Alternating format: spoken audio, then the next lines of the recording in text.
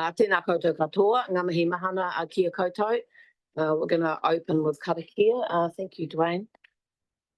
Tui e kia runga, tui e kia raro, tui e kia roto, tui e kia waho, tui e tātou te tangata, ki te kaupapa o te huinei, ki te kaupapa o te ranginei, mauri ora, kia tātou katoa, find above, find below, find within, find beyond, bind us the people to the purpose of our meeting, to the purpose of this day, breathe life into all of us.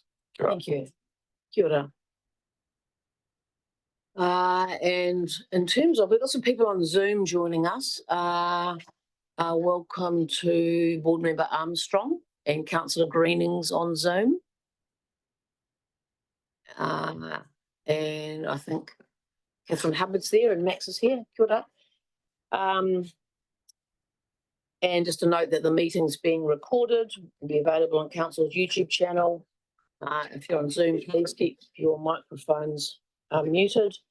Fire exits are here and there and out. Wharipaku toilets are out in the foyer. And hearing assistance hardware is available for those that need it in the public seating area. And we have Dwayne here with us today, as Kim and Rob are undertaking other council business. And to let you know that the risk appetite workshop scheduled for 1:30 has been moved to another date. So we have a 1 o'clock finish for this meeting, which we'll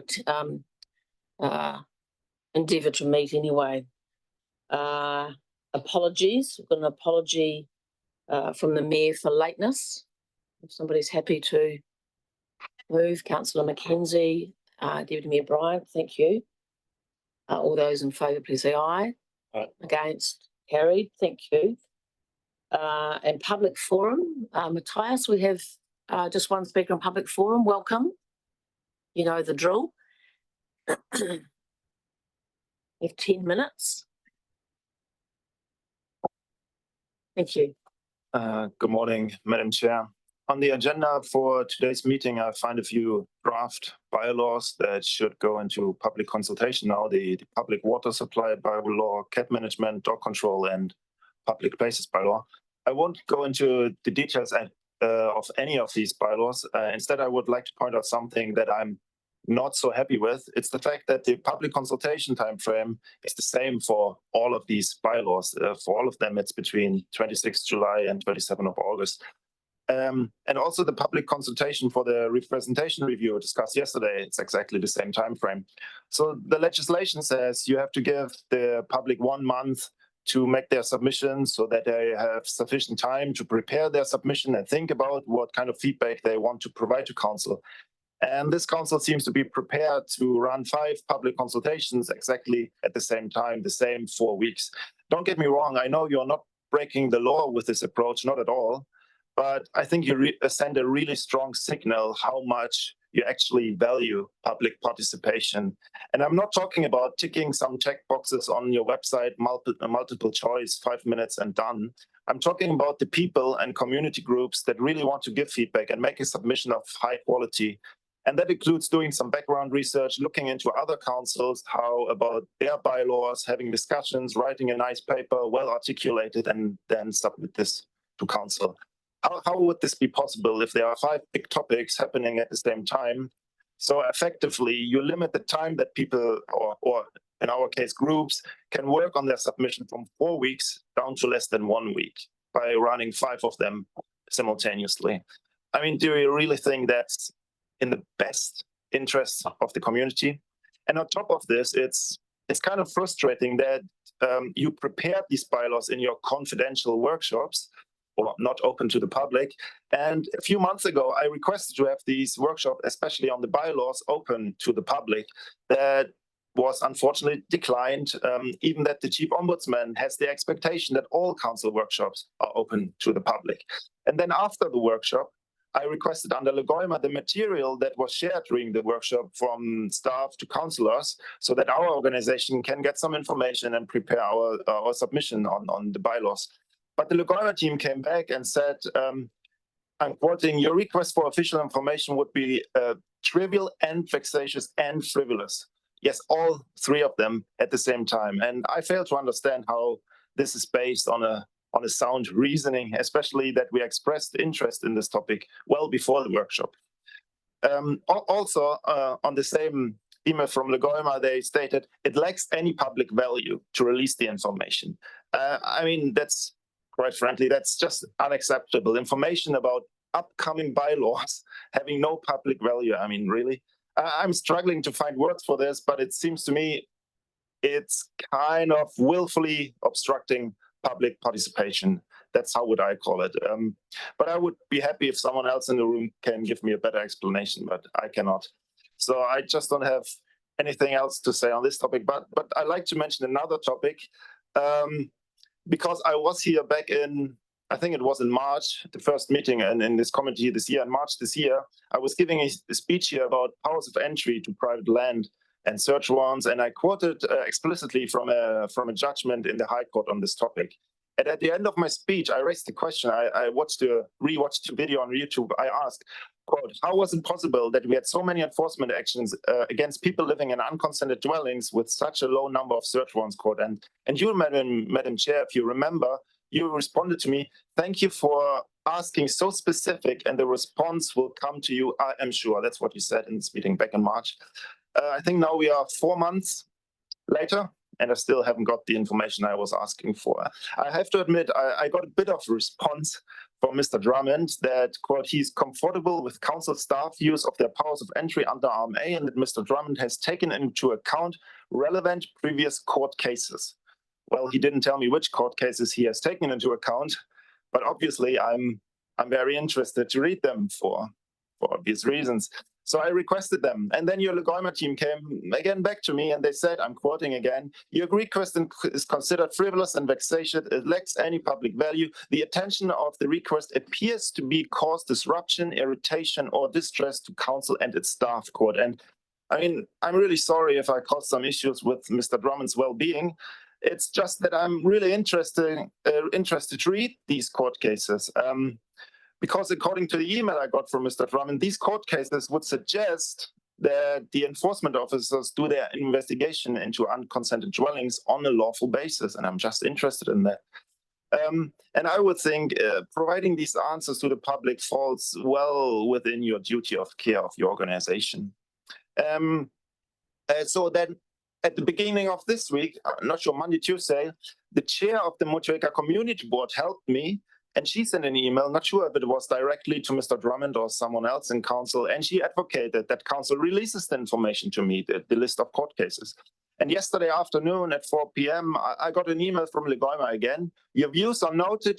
We have nothing further to add to our previous response, quote. And it's just frustrating. So let me do something else on this to move forward. Councillor Maru, you asked me in the meeting back in March, at the end of my speech, if I could provide you the judgment from the court case I was quoting from. After the meeting, I went home, and the first thing I did, I sent you an email with this judgment attached. Is it right? Yeah. A few weeks after that, at the Motueka Community Board meeting, I gave you a printout of a judgment from a completely different court case, right? And it appears to me that you appreciated that. So it appears to me that we both are interested in reading court cases or judgment from courts. So, Councillor Maru, would you do me a favor and ask the same question that you asked me back in March, ask this question to Mr. Drummond, if he could provide you the list of court cases that he was referring to. And when you get the answer from Mr. Drummond, I would really appreciate if you could forward this to me. That would be amazing. Thank you, Mr. Maru, and thank you, Madam Chair, for giving me the time. Thank you. Thank you. Yep, thanks.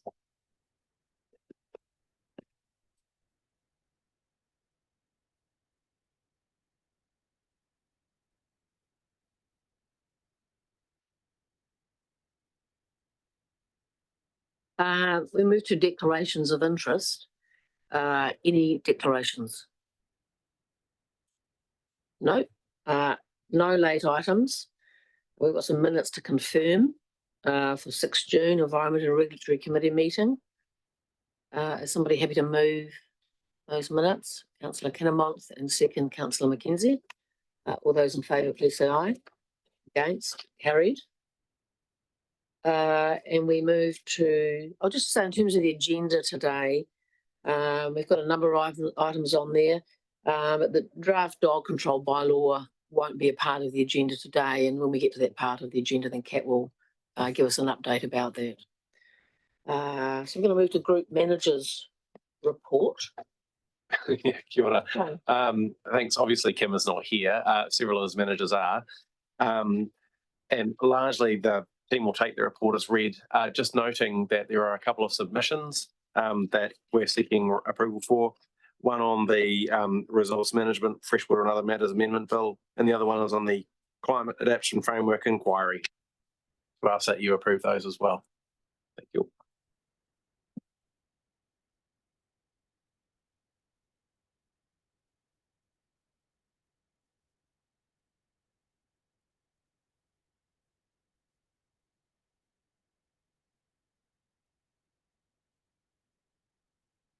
Any questions or comments on the General Manager's report? Councillor McKenzie. Thank you very much through you, Madam Chair. Look, I just want to start off by saying it's great to get this report. I mean, honestly, you kind of need to stop and take a breath, don't you, at the amount of change. It's very dynamic, so it's really good to actually get all that information in one place instead of just trying to follow press releases and whatnot. So I want to thank the group manager for pulling all that together. My question is about the city and regional deals, and I don't know too much about it, but I'm just interested to know, as a council, how are we positioning ourselves to actually get our foot in the door there, and how will we as the governance arm be involved? The you, Chair. So that piece of work is being led by Nelson Regional Development Agency. So they provided a ministerial briefing. I think you might have had a copy of that.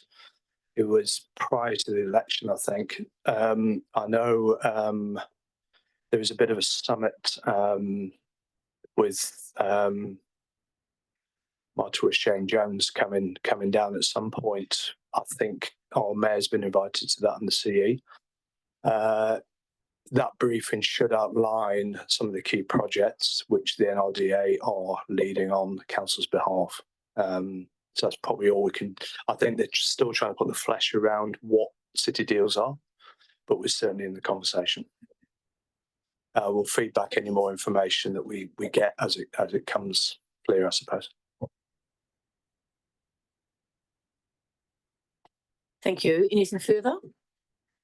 Councillor Butler and then Councillor Maru. Thank you. Through you, Madam Chair. Yeah, just going to the responding to government proposals. I'm thinking that the fast track legislation is not featured in here, and given that the Siren Gold have been invited to put a proposal forward for a gold mine at Sam Creek, I think that it would be quite good if that could be included in ongoing updates in some form or other. So the fast track bill and what it means for our region, which is a potential gold mine, and all that goes with it. So council made a submission some time ago on the fast track legislation. I think this is a specific proposal, of course, so council did submit on the actual legislation some time ago. This is new information coming through, but so I imagine Kim will provide an update as to when we get some more clarity on that. Yeah, so thank you for that. Okay. I'm just thinking that Make it sure may be that's what it is. timely that it starts to make an appearance. Thank you. I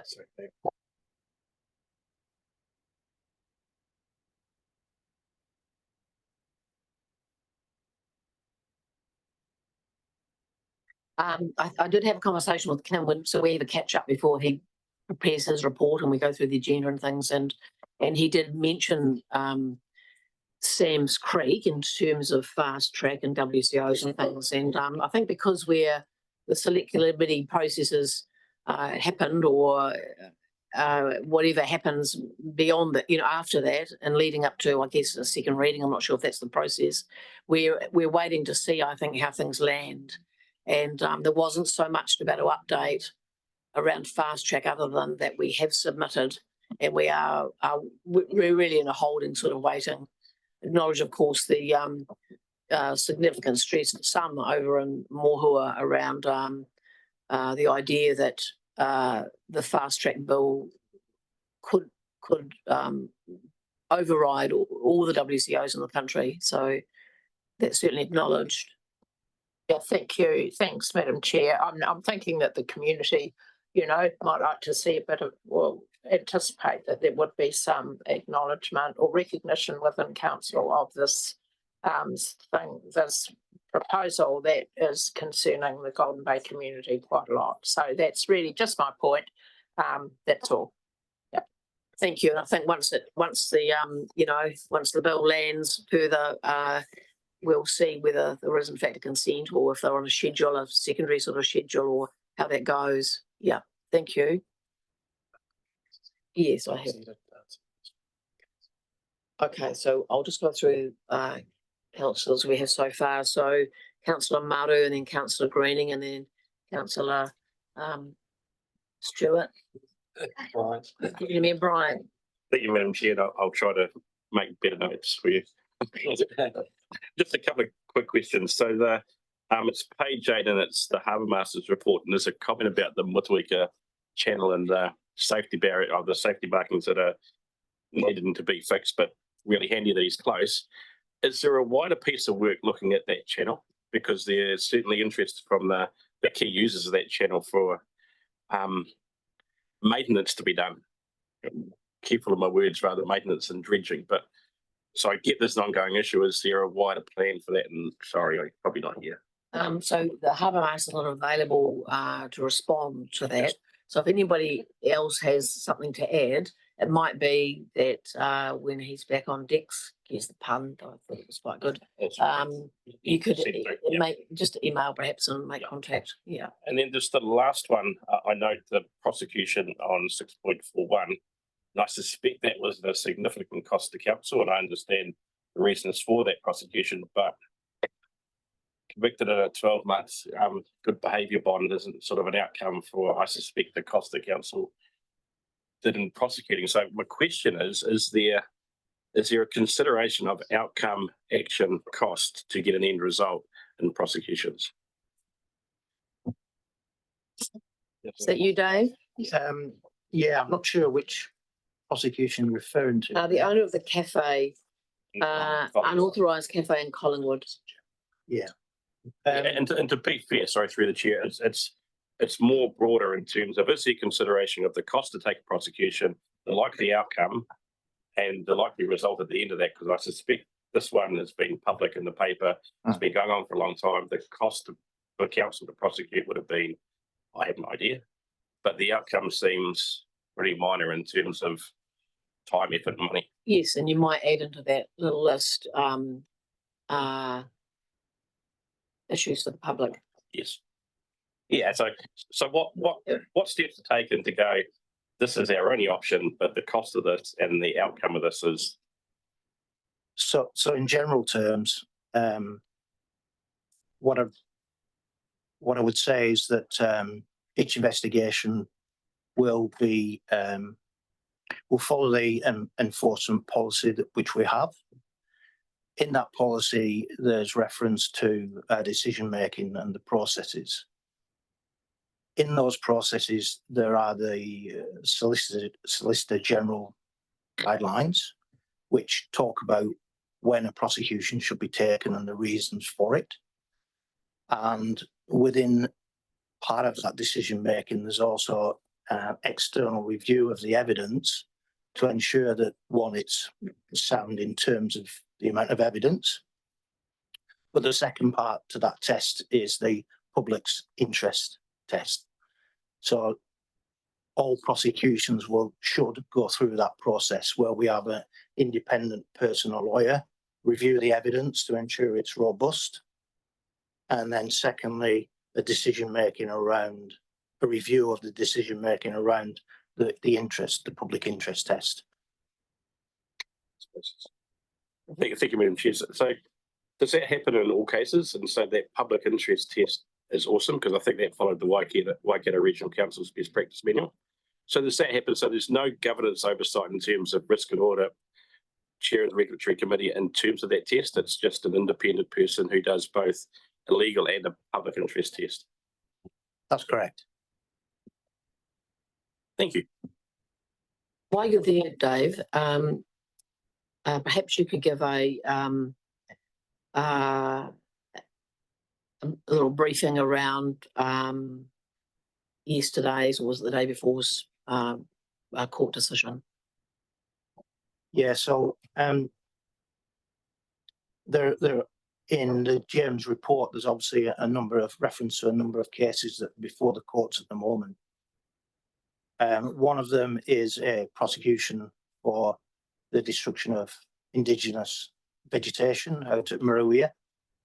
That was brought to conclusion on Tuesday, and some of you may have seen the media coverage there. The process that I just talked about in terms of decision making to take that prosecution, I can assure you, in that case, that was what was followed. And I would suggest that in terms of the decision, that was borne out by commentary from the judge in terms of how he considered the significance of the clearance of the native vegetation. And in sentencing, there's various comments from the judge along those lines, which was clearly supportive of us taking that prosecution. And I guess the outcome as well, in terms of the fines which were issued, was significant. The starting point where the judge reached was $140,000.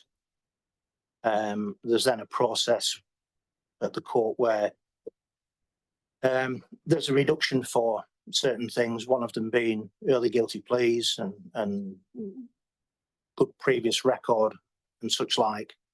And once those deductions have been taken into account, then a fine of $98,000 was issued. That was for 4 offences, split between 4 offences between the 2 defendants, which was the landowner and also the business. I guess in terms of this particular case, there was also the commercial element to the offending. So around 10 hectares of native beech forest was cleared, and that was used for sale on a firewood business. And that was an aggravating factor in the sentencing. So that was the outcome Tuesday in terms of the punitive side of things. But there was also the outstanding matter of how to try to restore or remediate the environment. And on the back of the prosecution, we applied for enforcement orders. Largely, they were agreed. Those orders have been made whereby an ecologist will carry out reports on the land that's been cleared. There will be weed and pest management going forward, and I believe also de-fencing of the existing native vegetation on one of those blocks to help protect that area in the future. So in terms of the outcome from my team's perspective, this was a good outcome. It's a shame it happened, but Thank you. Anything further, councillor? Okay, councillor Greening.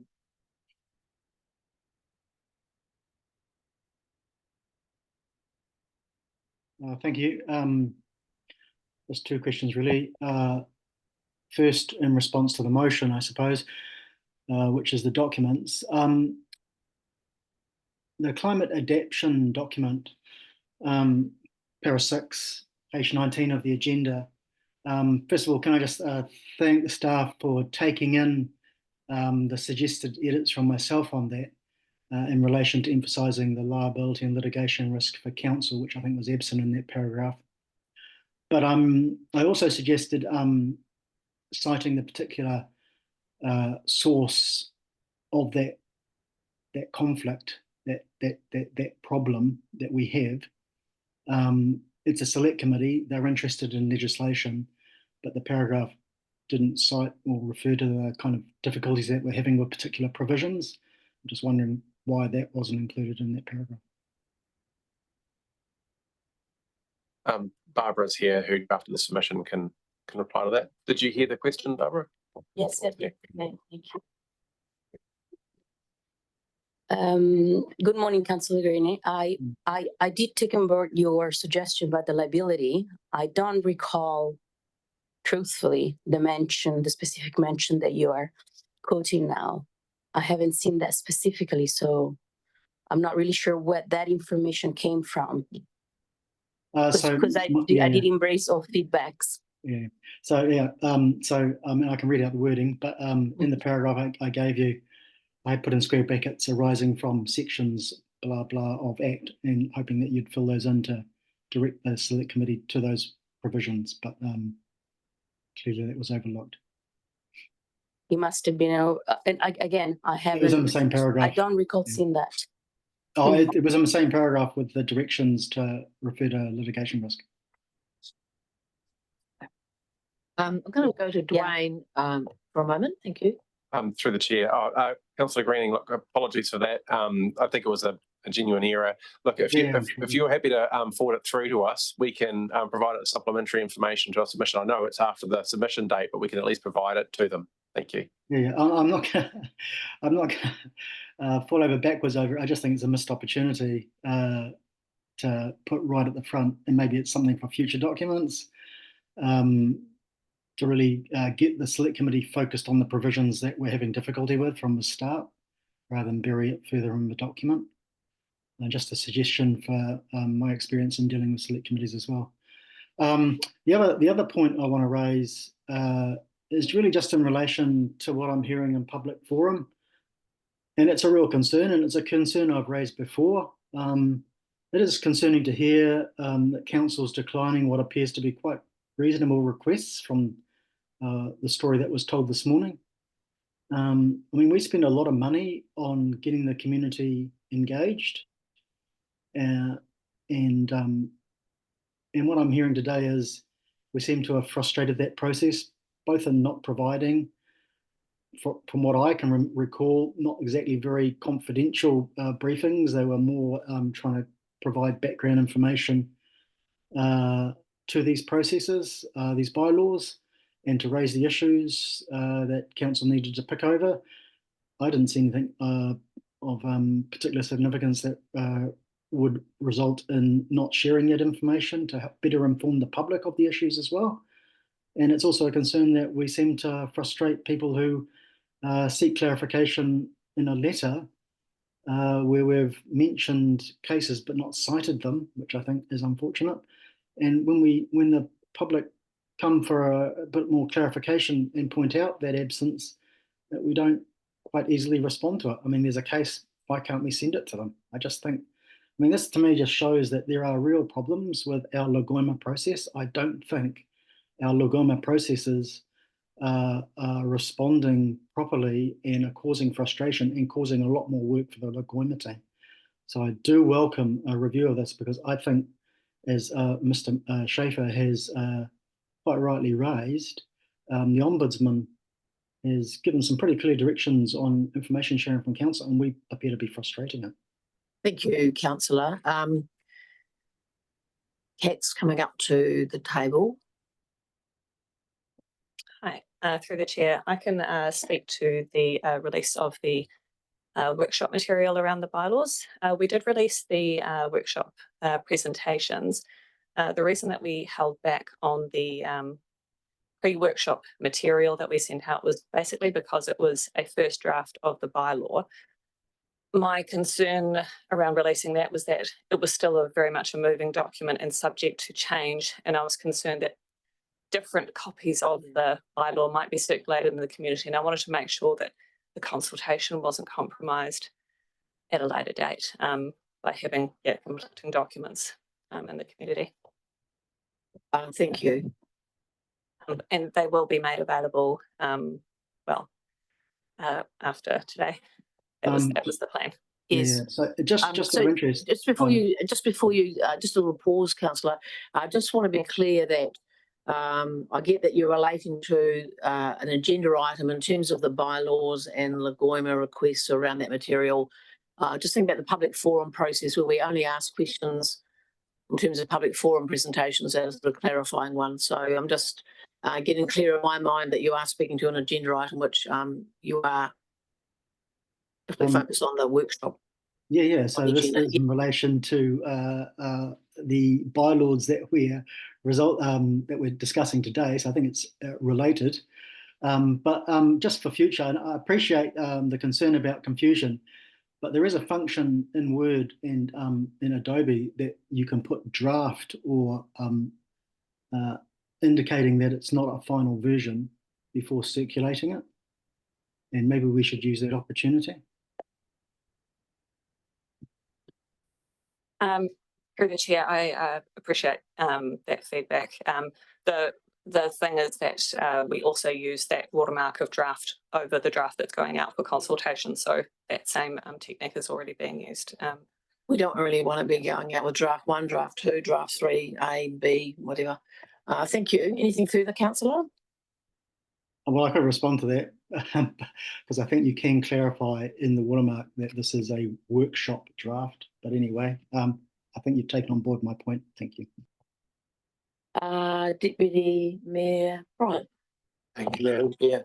My question relates to the court case that Dave spoke about. Wondered if he's happy to answer questions about it. So, Dave, through you, Madam Chair, just in relation to the media reporting, it does allude to that that this first come to light by a contractor visiting the property from council. I guess my concern is that this is what makes farmers wary, is that someone comes from council and then sees something else and then leads to this. That this is why and we've got a number of projects ahead, like the farm freshwater plans and management, where farmers will be required to have visits from staff and things like that.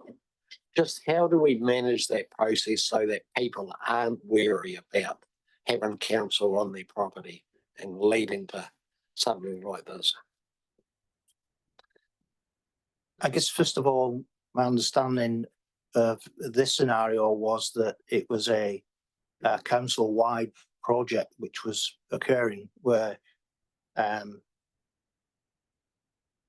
in planning for certain legislation or certain future requirements, an ecologist was visiting all areas to assess for significant areas of native, and that was kind of like a initial audit across the district, and it was only as part of that initial assessment that this clearance came to the fore, and then that was reported reported back to council, and then ultimately made its way through to the compliance department. So I guess that was where that project's now in light of the new changes that occurred in the new government. I'm not quite sure. The second part to perhaps the answer is that we do have catchment officers now, And so it would be hoped that if there was anything like this, which was a topic, I know we've certainly worked in the wetland space and through those catchment officers made farmers aware of the requirements around those type of valuable habitat. So I would hope that we've got some processes that we can work through in the future through those catchment officers with regards to this type of significant habitat as well. Thank you. Thank you. Councillor Ellis. Thank you, through you, Madam Chair. This is relating to the part of the report of objective build. I just wanted to ask a couple of questions. I see that the government's moving forward on using remote inspections, and that we have noted that it will make it easier with new objective build. So my two questions are, what are our potential risks using remote inspections? What is the information around that? And how has the launch of objective build gone for builders within our region? Thank you. Thanks, man. Through you, Madam Chair. Yeah, with the remote inspections, there is an element of risk that we do have concerns about, but there is a discussion document coming out later on this year. So there'll be we'll be giving them feedback on that, but it's, I guess at this stage, the biggest problem is the fact that we can't get connectivity in some of these remote areas. But yeah, the risk is, there's a chance we may miss a few things. There's certain inspections we can't do, like moisture and foundations could be a bit of a challenge, but yeah, we'll just have to work through those issues over time. And your second question about, or is it more about how the objective build's gone for the builders? So far, we've had no issues. It's really just the skin from the skin looks slightly different, and there's some a few different features in there, but good features. Just a bit more clarity for everyone that's using the system. So at this stage, and the inspection app, that's still, there's just a couple of little changes in there, but there's no real issues that we've had. So yeah, it's more of a skin change.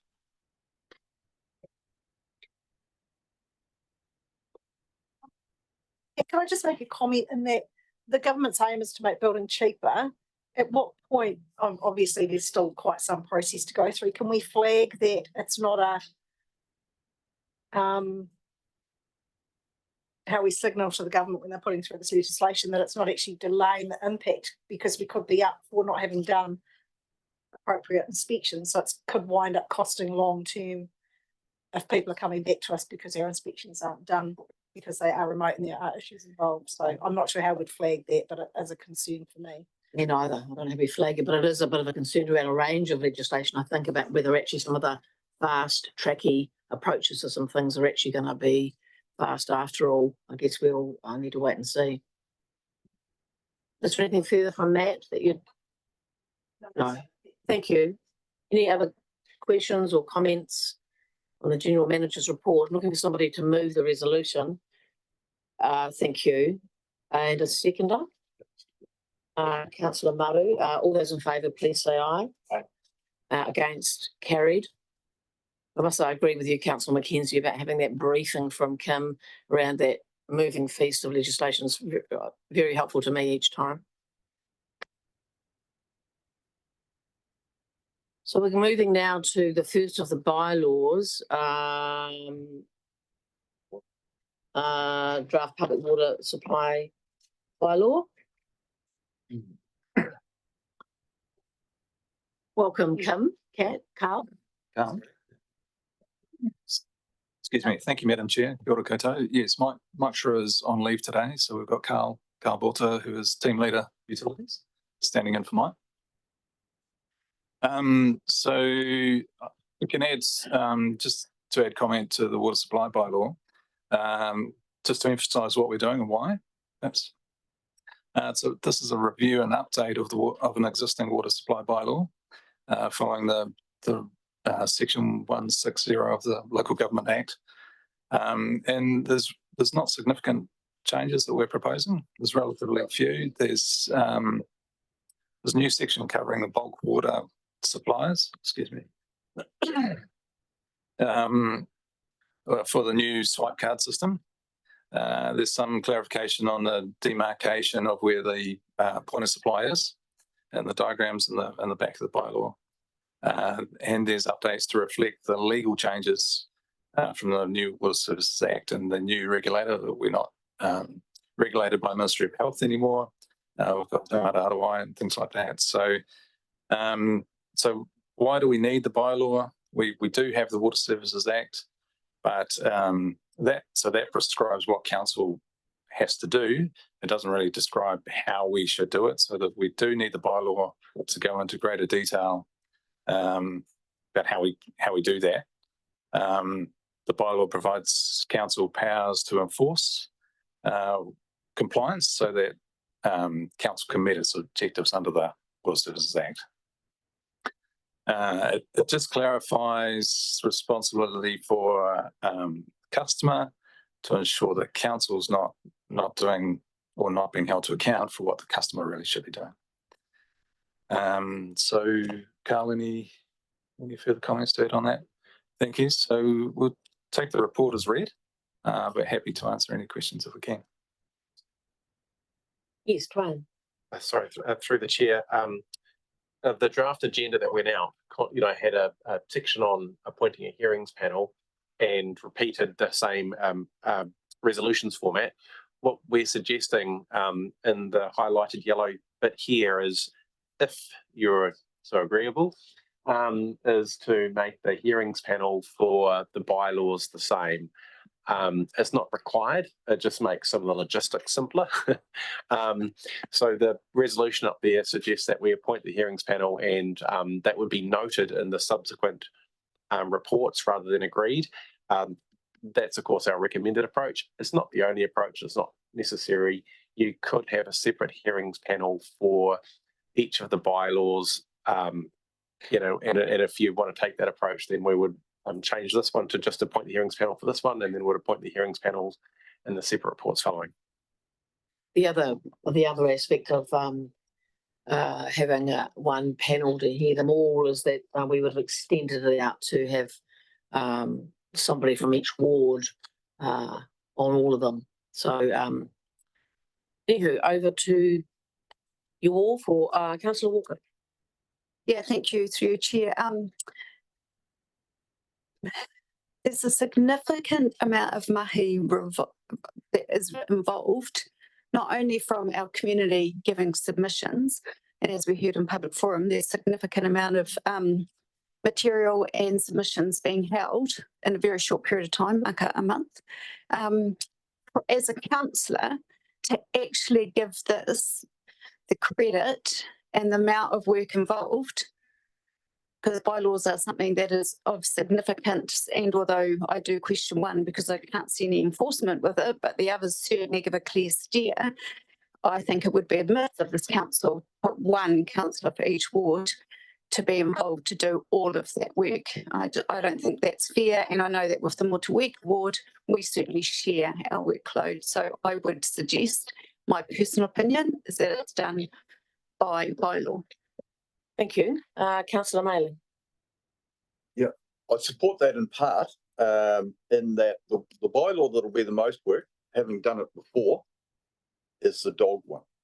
That will be the most work, to be honest, having sat on that about 6 years ago. But the others are relatively straightforward, but the dog one, if you look at the areas that you've got to go through and check, when I read this report, it's horrendous. And I'm happy to say that I won't be here for part of this, so I won't be involved, but I'm doing plan changes and lots of other things. So for a few, I'm going to miss this, but I've done it in the past. But that would be my suggestion, is if you wanted to separate one out, it would be only the dog one and do the others all together, because I know the workload, and I think I sat with the Deputy Mayor on the dog one about 6 years ago, and it is the most work of all of them, to be honest. Thank you, Councillor. Any other comments or thoughts about this? Councillor Mackenzie. Well, maybe a halfway house is to do cats and dogs together and public places and public water supply together. So there might be some logic in that, just to help split it would be my starter for 10. Thank you. Councillor Kinnemont and then Councillor Greening after that. Through you, Madam Chair, I support Councillor Mackenzie's approach. Councillor Greening and then Councillor Butler.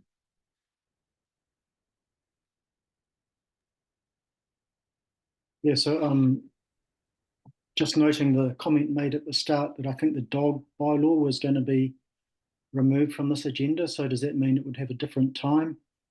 Does that mean that the cats one should also be removed in such time as the dog one is brought to us? Just wanting some clarification over that. Dwayne? Through the chair. So the intention is that the dog control bylaw be brought to the full council on the 2nd of August. And from that point, though, it would have the same process and timeline as here. So what you would do if you wanted to follow Councillor Mackenzie's approach is you would appoint a hearings panel for the water supply bylaw and the public places bylaw today, and a hearings panel for the cat bylaw. And then when we came to the 1st of August, you would appoint the same panel members when the dog registration bylaw came up to give it effectively the same hearings panel. Does that make sense? Does kind of predetermines the decision though, further down the track, but yeah. My other question is just in relation to the wording for the appointments of hearing members. I thought we had some normal words that we attached to these appointments that gave flexibility should a hearing member not be available. That wording doesn't seem to appear in the resolution. And perhaps it should. Yeah, through the councillor, through the chair, apologies. I know what you refer to, councillor. In fact, we can, while you're chatting, I might just talk to Elaine on the side here to give that, or their nominated appointee, I think was the wording along those lines, wasn't it? Yeah.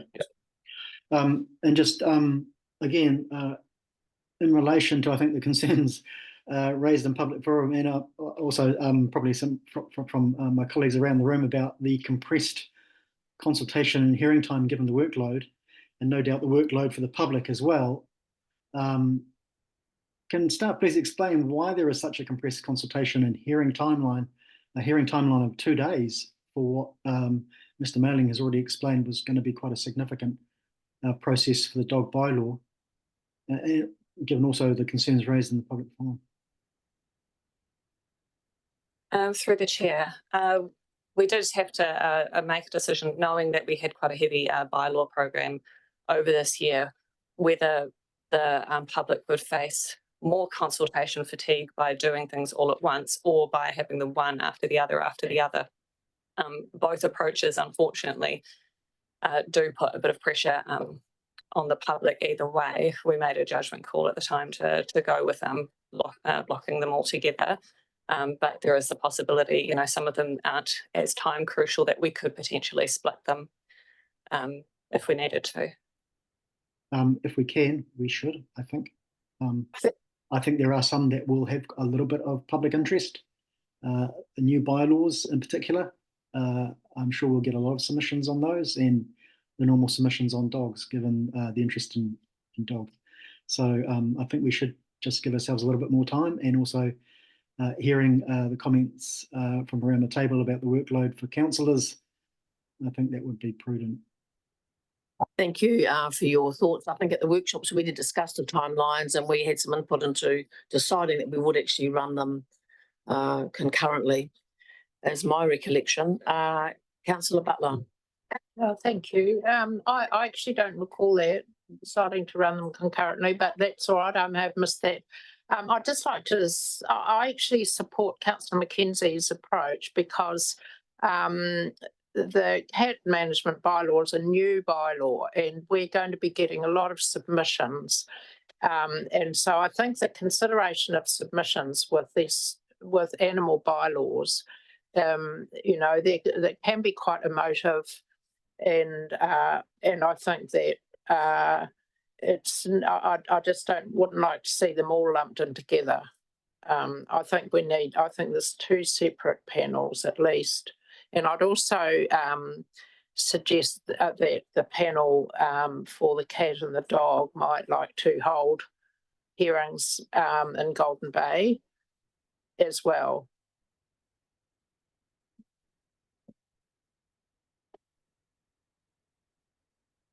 So, yeah, I'd move an amendment. Do you need an amendment to that?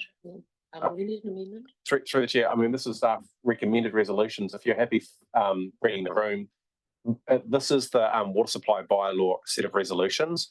So it would be logical here, if you wanted to take Councillor Mackenzie's approach, to remove dog control bylaw and draft cat management bylaw from those sets there. So effectively, you're appointing a hearings panel for the water supply bylaw and the public places bylaw here. And when we get to the cat bylaw, we will just confirm the cat bylaw hearings panel. What happens on the 2nd of August for the full councillors that panel will be the starting point for our recommendations for the hearing panel for that bylaw at that time. Does that make sense? Are you moving that amendment? What sort of If no one's moved the an resolution? amendment's required, if we No one's moved crossing anything. out cat and dog. Yeah, so nobody's moved anything yet. So are you willing to move the resolution? As it is up there now, yes. Okay. Councillor Maru. Awesome. Thanks, Madam Chair. I might speak before you get a second. So from just following up from Councillor Walker, so the Withdrawal ward councillors have had a discussion, and I split the 4 bylaws, which would make the 2 committees wouldn't work for that. So Councillor Walker wants to do the public spaces. Councillor Dowler has no choice but to do the water one. And I'd have to do the cats and dogs one. But I'm just wondering if the alternative, if it's that member or the alternative, can our ward councillors switch through those hearing panels? Guys, take it, although they might be the same panel, and the panel sits, it will solely consider water, then it'll adjourn and come back and consider public spaces. So if we can manage that, I don't see there's an issue as long as we can have the alternative or from a Motueka ward representative. But we just select our councillors per bylaw. Through the chair, it would, if you're only wanting to swap out one person, it would be better to appoint all of you to the hearings panel. And that way, as long as there's a quorum when the hearings panel meet, we're good. Works for me.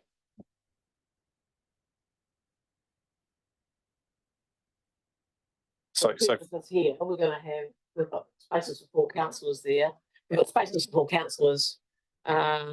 And you would, sorry, through the chair, you would nominate, sorry, was it Councillor Dowler and Walker for this panel? And if one of them chose not to participate in one process, they can be absent or nominate the call.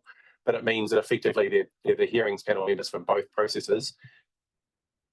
You're not limited, just to be clear, you're not limited to 5 hearings panel members. So if you wanted to bring it in 6, that's not an issue. Okay. How are we going here? We're all keeping up? I think we are. Any through the comments, or is somebody willing to second that we have second this? Can the wording be shown on screen? Just a minute, Councillor Greening. I've got Councillor Walker. I'm just going to make a comment. Thank you, Chair. Elaine will share the screen with you. Thank you. I appreciate Dwayne's comments and trying to accommodate, each one of us. I just want to pick up on a point that Councillor Butler raised is around, and probably this is not necessarily have to be addressed today, but there will be a lot of interest around cats and dogs. And I agree that, a hearing should be held over in the Bay. Where does that conversation lead to? If we vote now, does that mean that we've opted out of going out to Golden Bay?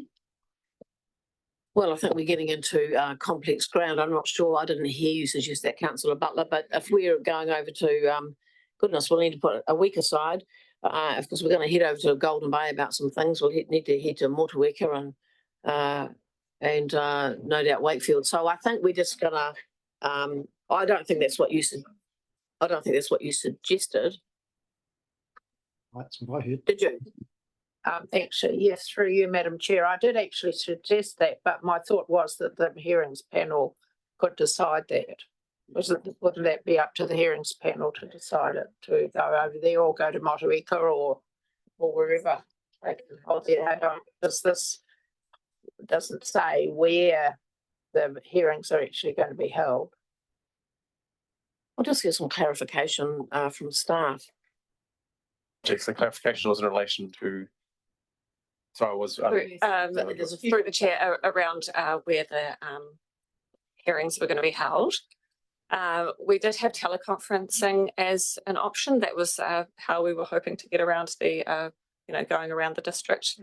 And we were looking into making the Takaka Service Centre, making that meeting room available for if people wanted to come in and have that tech support to be able to Zoom in. And we were going to do all the teleconferencing on the Tuesday morning of it.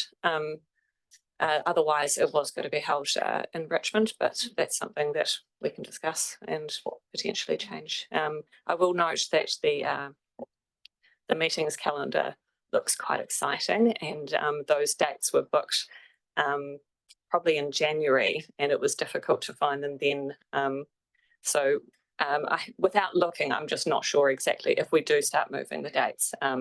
I'm not exactly sure how that will affect the timeline in this moment, but it's certainly something that we can try and find some workarounds and come back to you on.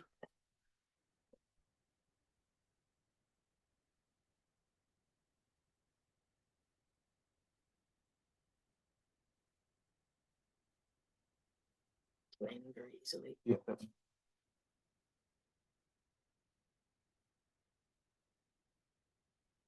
Through the chair, it's bouncing around a little bit, and we do actually have scope on the hearing dates to accommodate more than one hearing panel if necessary. It makes logistics a little more complicated, as I mentioned before. So maybe the most straightforward way is to consider each bylaw, which was the default resolutions, on its merit. So we're currently in the water supply bylaw, so get nominations for the hearings panel for that. Then we'll address the other bylaws when they come up in sequence. So to be clear, we're going to have a separate panel for each bylaw. This isn't landing very easily, though it seemed quite simple in mind, and that we could also accommodate a number of people, councillors from each ward that could come or not. So we're looking for nominations for the draft public water supply bylaw.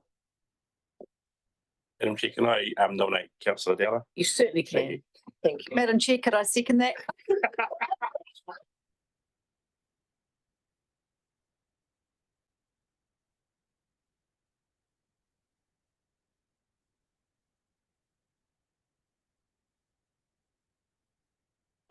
Thank you. Anybody else? Councillor Thanks, Councillor Kilmont for Mutri Waimea Ward. Very good. Thank you. Any other nominate Deputy Mayor Bryant? Very good. Murchison. Thank you. Any other takers? Are we looking for gender balance? Perhaps not. Maybe urban, rural divide. Maybe not. You want to be nominated? There we go. I nominate Councillor Ellis. Very good. Very good.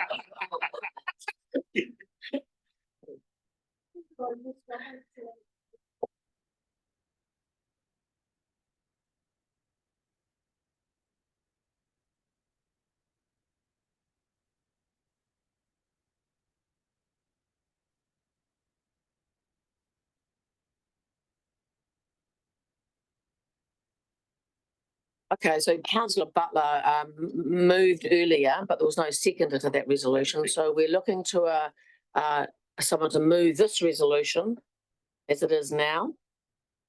Yeah, thank you, Deputy Mayor. Seconding, yes. No. He can move, I'll see. Sorry. Oh. New resolution. Are we there? Okay. Can Councillor Greening see the screen? I can. Earlier on in the discussion, we talked about timelines. I'm just wondering whether the timeline can be dealt with outside of the motion, or does it need to be in the motion, given staff indicated there was some flexibility around the hearing dates? through the chair, the contemplated timeline is actually features as part of the material that you're adopting. So effectively, we're adopting that timeline by adopting the material and the resolutions that we have here today. I guess one of the things that we are conscious of as staff is that we have a big work program, and we're trying to do these bylaws in batches because it makes it acknowledging the fact that people will need to form their views on it and submit at the same time. It makes our work program a lot easier, including scheduling of the hearings and the staff involved. I guess the other thing, one of the things I feel like is a reasonable defence is that we have telegraphed that these are coming, and some of the issues that will be raised, at least in Newsline and other places earlier. So people have had time to start thinking about some of these things. And the cat bylaw is a really good example of that. Thank you. We have a mover and a seconder, and I'm going to put the motion. All those in favour, please say aye. Against? Carried. Thank you.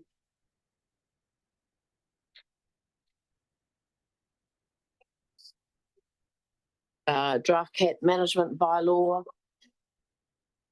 Cat? Yes. Had to be said. Thank you.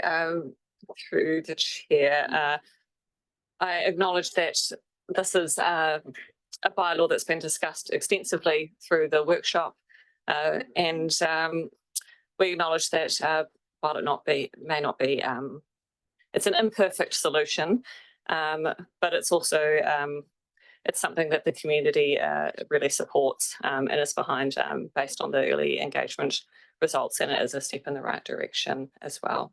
We're happy to take the report as read. Gwynnie is online to support with answering any questions, and Dwayne wants to weigh in. Through the chair, yes. So just before you get to resolving things, we just need to appoint the hearings panel for the cat bylaw. So we'll need some nominations at that point too. Thanks. Just Everyone, we've got Councillor Butler, Councillor Maru and Councillor McKenzie, and then Councillor Shell, Crass, Dowler, Kiddermonth, no, which is a wave of hands there. Okay, Councillor Butler. Thank you. So sorry, did you say we have to appoint the hearings panel? Yes, we're going to appoint a separate hearings panel for this. Yeah. Well, I think that either myself or Councillor Hill should be on that hearing panel because we've got feral cats are an issue, over in Golden Bay as are dogs on beaches. So that would be my thought. Thank you, Councillor Maru. Thank you, Madam Chair. Kat, I just don't see what's the outcome of this bylaw. So if I don't microchip or de-sex my cat, what happens? There isn't a consequence to. So there's a request, but if I don't. Enforcement is through the chair. Enforcement is certainly an issue with the bylaw that we discussed in the workshop. There are alternative measures that could take place. Gwynnie may want to weigh in as well, but essentially this bylaw, like many of the other councils around the country who have adopted similar bylaws, we are taking an education first approach. The bylaw may be an incentive or an encouragement or even a deterrent to not carrying out the activities that are prescribed in the bylaw. I'm not sure if Gwynnie would like to weigh in on that as well. Maybe. Do you have anything further to add, Gwynnie? Kia ora. Not beyond that, other than that it has been requested through our SPCA and vets colleagues that we have been working closely with that for them this is a really strong motivator, and they've seen it work well around the country with other bylaws, that it's a motivator for them to have that conversation, and that's really been our motivator to bring this through. Okay, I've just got one last question. So can I assume then in terms of in the bylaws that we recognise that pet cats are microchipped and are de-sexed? If there's a trapping and a cat isn't microchipped, are we assuming that's a feral cat and then can be euthanised? Is that the wraparound outcome of this, or I'm just trying to understand the. Gwynnie's a little closer to the action of this than I am, so I'll let her take that one as well. Thanks, Gwynnie. Yeah, so it's a little tricky in terms of the bylaw is specifically around helping deal with nuisance cats. So having this is really around supporting lost cats and cats that are causing trouble and being able to identify them in people's backyards and those sorts of things. The dealing with feral cats is kind of a separate issue, but this will support that in terms of having identifiable pet cats eventually and being able to get those cats home if they find themselves in a live capture trap. Thank you. And I have an interest in this. I'm happy to go on the hearing panel from Motueka. Very good. Oh, yeah. Yeah, Barry's happy to nominate you. Thank you. Councillor Maru is going to be on the panel. I have Councillor McKenzie and then Councillor Shellcrass, Councillor Down and Councillor Greening. I'll nominate Deputy Mayor Bryant. You happy to do that? Yeah. And well, if I'm chairing, as suggested there, then we'd have two from the Bay, and we don't have somebody from. Councillor Greening might like to go on one. Well, we'll just carry on through the list of names here. Councillor Shellcrass. Councillor McKenzie, obviously she's already up there though. She's I don't know, she nominated Councillor Block. Yeah, I'd like to nominate Councillor McKenzie. Thank you. Very popular. So are there any other Councillor Greening? So I just want to raise a few questions and issues. Just in response to Councillor Maru's question, my understanding is that we are taking a light-handed approach rather than a heavy-handed approach to enforcement. But yes, you're quite right. Failing to chip probably does increase the risk of disposal of a cat being considered feral. So there is a light incentive to comply. Just noting the earlier conversation, given the noted workload on cats and dogs, I think maybe this one should be put out a week or 2 weeks. I don't see any other hearings in my calendar coming up in the subsequent weeks. And I'd suggest maybe the 30th, if you're going to do it on a Monday and Tuesday, or the 7th. And I think that would be reasonable and gives the community a bit more time to respond to all of the bylaws as well.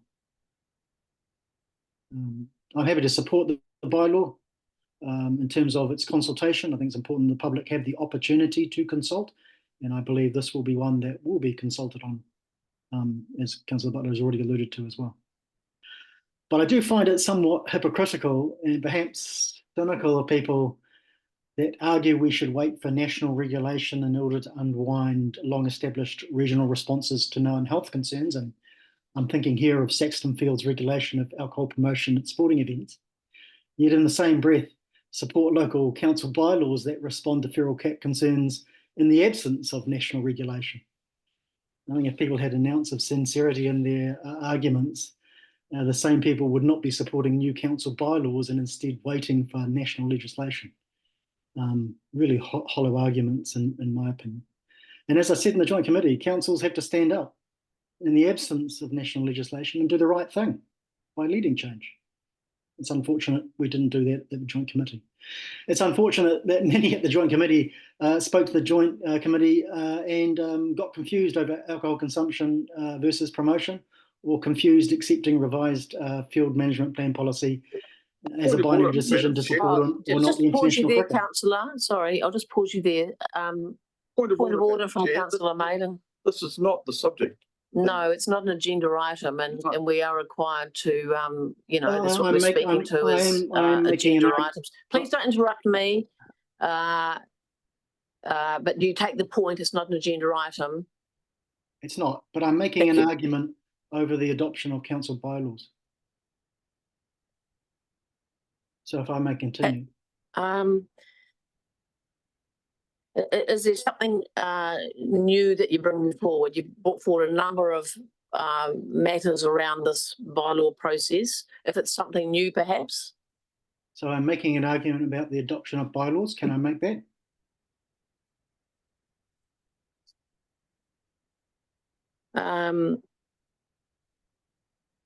Yeah, if you can be a little succinct about it, could be helpful. Yep, I'll keep going in. So it's unfortunate that many spoke to the Joint Committee last week and confused alcohol consumption with promotion, or confused accepting the Saxon Field management policy as a binary decision of support or not of international cricket, when international cricket had already happened under previous policy. Worse still, some blatantly tried to avoid setting any bottom lines for future negotiations, effectively capitulating to any Councillor, I just ask you to respect. oversight. I ask you to respect the agenda and the point that's been made to you. It's clear to us that the points you're wanting to make and to rehash. But we've got a lot. We've got a big agenda today. We've got a lot of items yet to go, I think you've made your point. If you've got something fresh and new that relates to this matter, cat bylaw, then let's go with that. Otherwise, I think we're probably... Well, I'm again trying to make my argument for the differentiation between this bylaw and other bylaws, and that's part of my argument. To what purpose, councillor? The argument over whether people should be accepting these bylaws or not, given previous arguments. I'm just pointing out inconsistency in arguments over accepting or rejecting bylaws, and I'm using the argument raised in a former meeting where people said they didn't want to accept or change anything because we were waiting on national regulation, and in this case we're doing the complete opposite of those people who argued to pause and not do anything because we should wait for national regulation. Thank you. Your point's been made very clear. Thank you. We're going to move on. Okay. Thank you for listening to my argument and adjudicating on it. It is really unfortunate because other people here make arguments and go off tangent, but I seem to be the only one who's attacked. Well, I don't feel that I'm attacking you, but I think well, you're that closing me down. You're closing me down in my argument. Other people go completely off tangent in their arguments. Interrupting you me. Don't criticise them. Can you just pause? Can you just...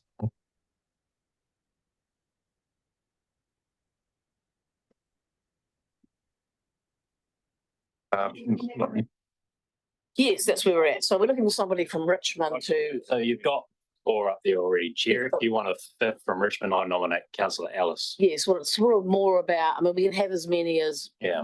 you know, so it's not so much about that we've got enough people, but it would be good to have somebody from Richmond. So let's add in councillor Ellis.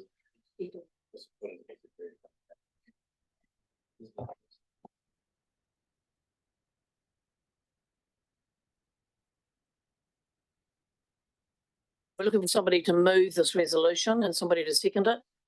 Councillor Mayling and seconded Councillor Mackenzie. I'm going to put the resolution. Councillor Butler. Okay. I just wanted to ask about and this may be to Gwynny, that the cat bylaw is being made under the Local Government Act, which I understand doesn't allow environmental considerations to be taken into account. I mean, I think it's pretty good the way it's been drafted, but that is a limitation of the Local Government Act. And do staff feel confident that they have covered off the environmental considerations for biodiversity and endangered species here under this bylaw?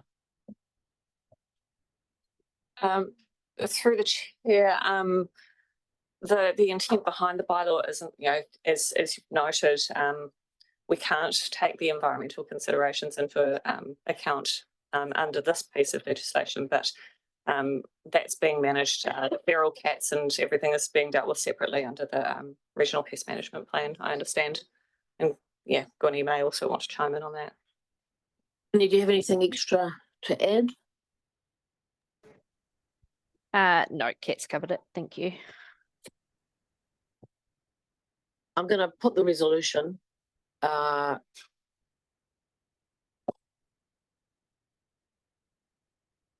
Okay. All those in favour, please say aye. Against, carried. Thank you.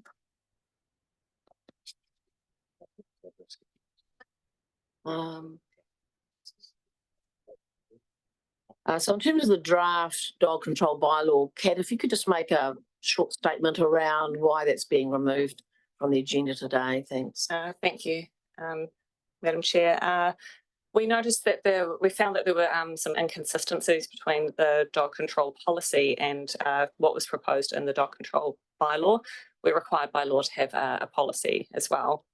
To update the policy requires us to go through an SCP process. To ensure alignment, we wanted to combine the two documents and consult at the same time. And so we'll be improving the way that we manage that we've managed it in the past. It's a little bit of a delay in our the way that we're doing it, but it should be for the better, and it should mean that we don't have this kind of delay in the future by managing it this way. Having it as a self-contained document combining the two things means that the policy can refer to the rather than having duplications and therefore risking further inconsistencies, just making sure that everything is aligned. So geez, for the delay on that. Thank you. Any points of clarification needed by anybody about that? Okay. We're going to go to the lease. Oh, are we? Aussie's draft public places bylaw. Yeah. Thanks, Kat. Right. Thank you.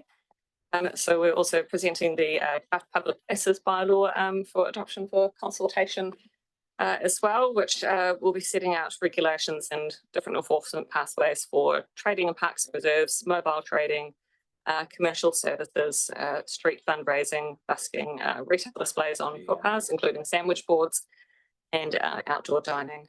We note that in the consultation, there will be different options presented for the sandwich board in a reflection of what was discussed in the workshop earlier.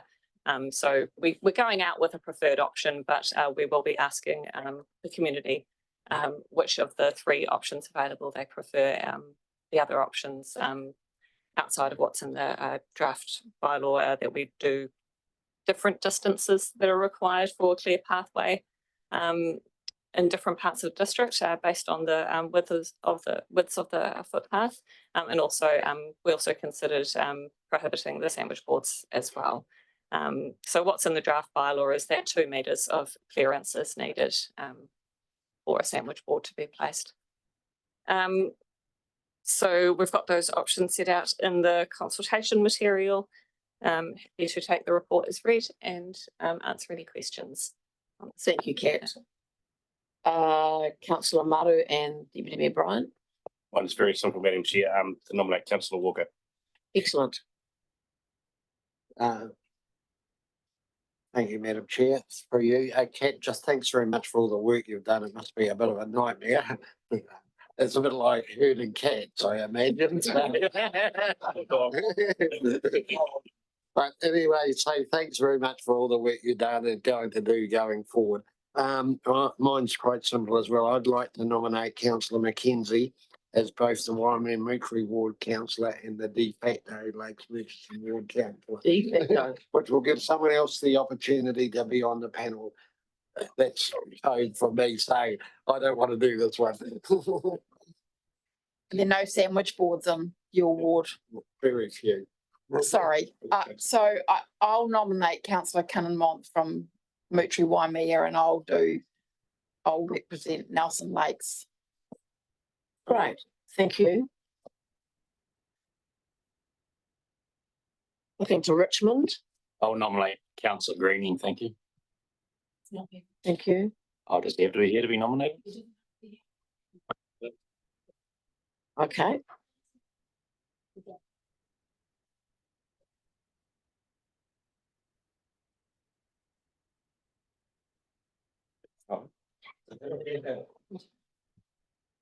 Right. So Councillor Green doesn't want to attend, he can nominate an alternative.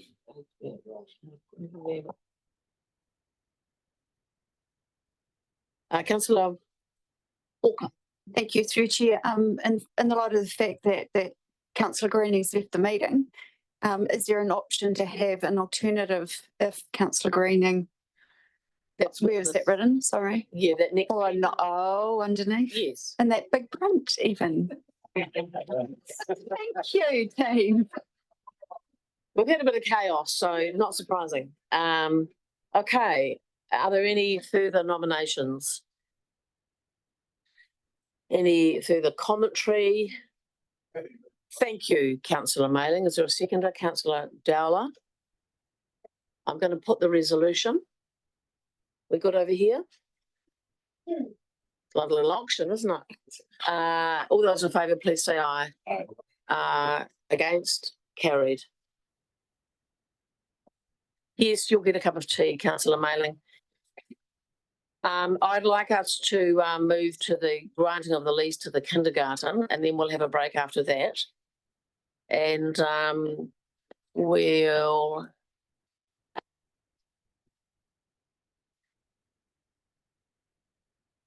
no. Thank you, Kat. Thank you, team. Through the chair, I think we canvassed this potential topic quite reasonably fully at the April meeting when we decided that we'd go out for public notification. I'd like to commend Craig from the Nelson Tasman Kindergarten Association for doing a lot of good community discussion. He talked to the community council in Wakefield and also went and talked to the school board. So he did a lot of proactive discussion, answered a lot of questions. So commend him for that. Apart from that, my report's reasonably self-explanatory. My belief is that there will be some detriment from, bringing in 40 children a day to a space, but the benefits from that for Wakefield and the wider community are significant enough that, in my opinion, they outweigh the detriment. I'm happy to take questions. Thank you, Robert. And I think we had a meeting, didn't we, where we decided whether we'd go out and consult on this matter or not. And reading through the submissions, I think we made a good decision that people get to have a say. So just want to acknowledge that. We've got Councillor Shellcrass, Councillor Mackenzie, and Councillor Walker, and Councillor Ellis. Yeah, through the chair, I'm happy to move the report. Involved right from the start with this one. The staff have worked really hard, and like I say, Craig Verco has done a lot of work, and the pros outweigh the cons. So I'm happy to support that and move that. Thank you, Councillor. Councillor Mackenzie. Thank you very much, through you, Madam Chair. Happy to second. I think it's super exciting for Wakefield to think that we can get the kindergarten there. I do think, though, just recognising some of the submissions, we will just have to keep our eye on traffic and if there is any parking around that entrance into it. But I mean, I think we can monitor and if we need to put no parking or whatever, that can happen. But a super exciting development for Wakefield. Thank you. Great. Councillor Walker. Thank you, through Chair. Just one question that I have. So this is a community lease from what I understand. Are our community leases now set with how long the term of the lease is? So I see that it's going for 5 years, if I've read correctly, but then we're extending it for 2 lots of 10. Is that the norm for our community leases now?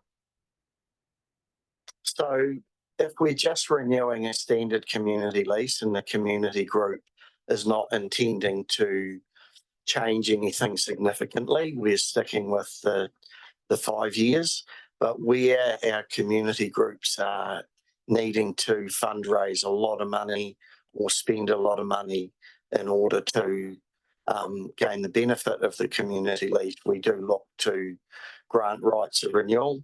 So the concept is that we grant it for 5 years, give them 5 years to spend their money, develop the activity so that it's ongoing, and then we're offering in this case 10 plus 10. But if a community group is just ticking over as normal and aren't intending to spend, you know, a 6-figure sum, then we stick with the 5 years.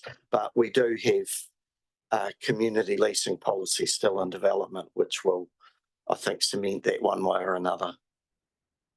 If I may, just one further question of clarification. So your last statement that you've still got that ticking over, at what time or date do we have where we get this community lease so that we know it's a standard lease moving forward? Because for me, every lease that comes around our table here or at community board as it was last month, there doesn't seem to be a same structured template. And I know that there's room for discretion, but I just wonder, we continue to hear there's work being done. At what point does that work get done and get signed off? Thanks. Through the chair, so Kat's working on that policy as well, and she's obviously been very busy and took over from Neil. I'm not in a position to give you a firm timeline, but I do know that Kat and I have worked on a policy that I don't think is too far from being presented to a workshop. I can't give you a definite timeline, sorry.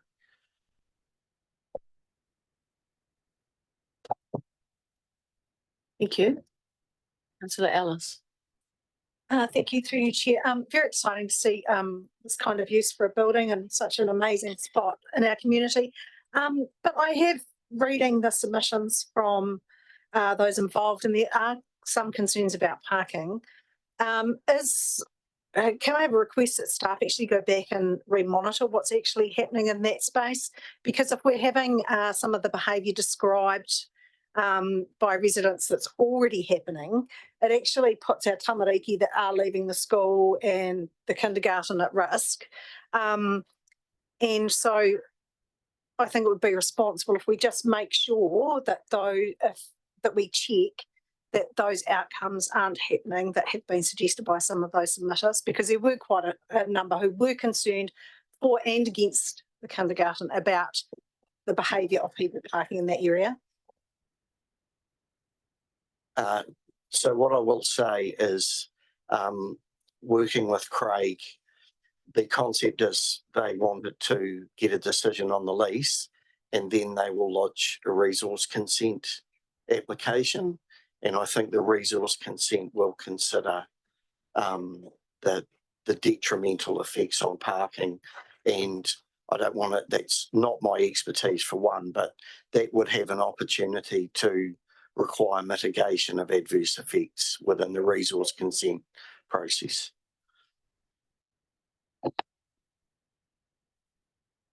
Anything further?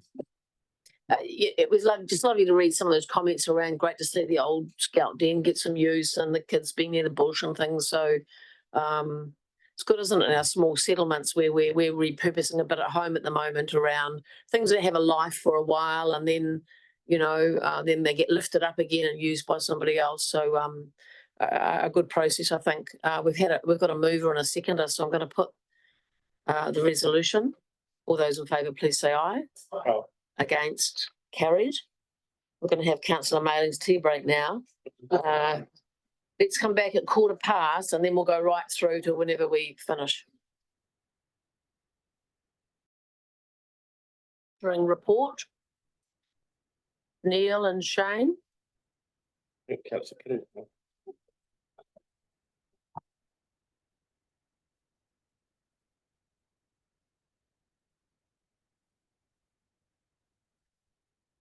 Okay, if you go back on the other side.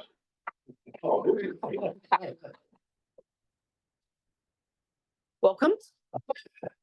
Thank you, Madam Chair, councillors. I'll take it that the report has been read and I'm happy to answer any questions that you might have. Thank you. We will all have read the report completely thoroughly. And with great interest. Councillor Mayling. Well, Neil, thank you for your report. It's interesting to note the change that's happened over the last 10 to 12 years to electronic. And I remember some years ago about the concern about the different methods. But it would be nice if you could get that small percent that still want to do it with the card method to switch over to our electronic in time. Because with cell phones, it's just so easy. Yes, I think for the majority of people now, most have got a grasp on technology, but I think that there are still members of the public there who are prefer old school or aren't necessarily as tech savvy. And this is a discussion that we're currently having as to how we deal with this matter, whether it's a matter of attrition and phasing things out, or maybe it may be the type of water use or the amount of water use volume that we might have to make a decision on. Because the trouble we have now with the pigeon post service that we have, especially when rationing comes on, by the time we actually get that water meter reading in our MIT, we've probably lost the best part of a week before we can take that information and use it.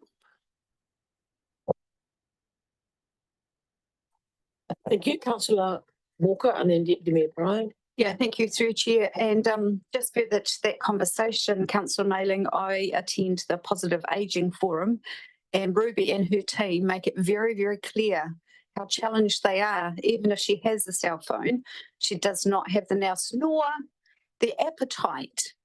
And it would be great, I agree with you, that 4% of people actually came on board. But you know what? That 4% of people probably are never going to come on board. And I think our system needs to acknowledge that not everybody is computer savvy, technology savvy, and that we need to, you know, remind ourselves of that when we're pushing for a one way. On behalf of Ruby. Thank you, Ruby. Thanks, Ruby. Deputy Mayor Bryan. Chair, thanks, Neil. Thanks for the report. Really all done again as per norm. Just 2 or 3 questions, if I may. Just in relation to the Waimea Dam, firstly, and the unaffiliated, how will they be treated for the new coming season? Well, I suppose when we look at the word, how will they be treated? As in regards to monitoring or restrictions, I probably sort of flesh that out a bit more. So once, I think everyone is aware that once the dam has been deemed operational, post-dam resource consent conditions will be in place and what real-time monitoring will come into effect. Now, what that really means is that the triggers for rationing steps become real time rather than dictated by the dry weather task force a week down the line. They will be immediate. And so compliance with IT have worked on an alert system that will come into effect immediately. So once individual triggers have been hit, those persons affiliated and unaffiliated to the dam will be alerted that triggers have been hit. And that's from consultation through step 1, 2, 3, and cease takes. They'll be alerted by SMS. Now, granted, we've realised that that trigger might go off at 3 in the morning and not everyone's going to have their phone on.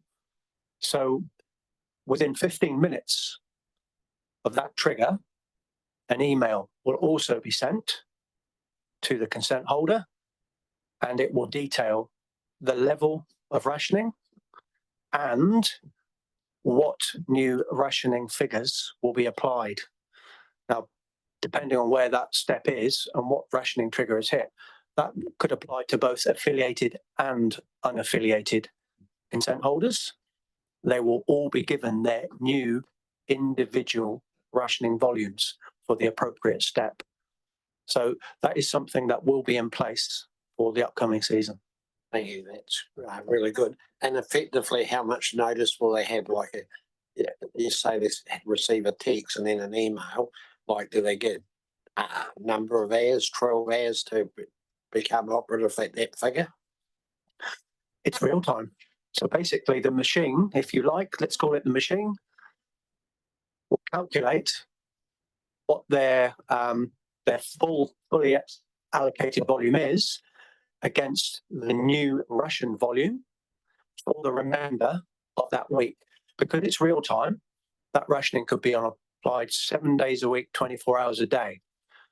So the new calculation will be based upon what's left of that week. Yeah, so it's applied immediately. Absolutely, that new figure is applicable immediately. Okay. So obviously there's going to have to be some automation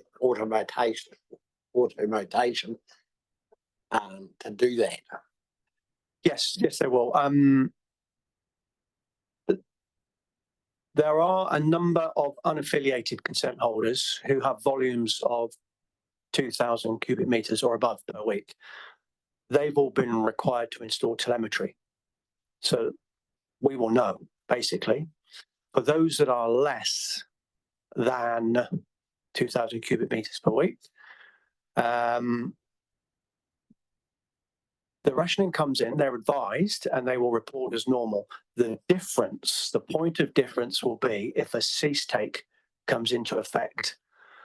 There is then an expectation that those unaffiliated consent holders who are not on telemetry will take a photograph, a digital photograph of the meter and supply that to council. Only the once.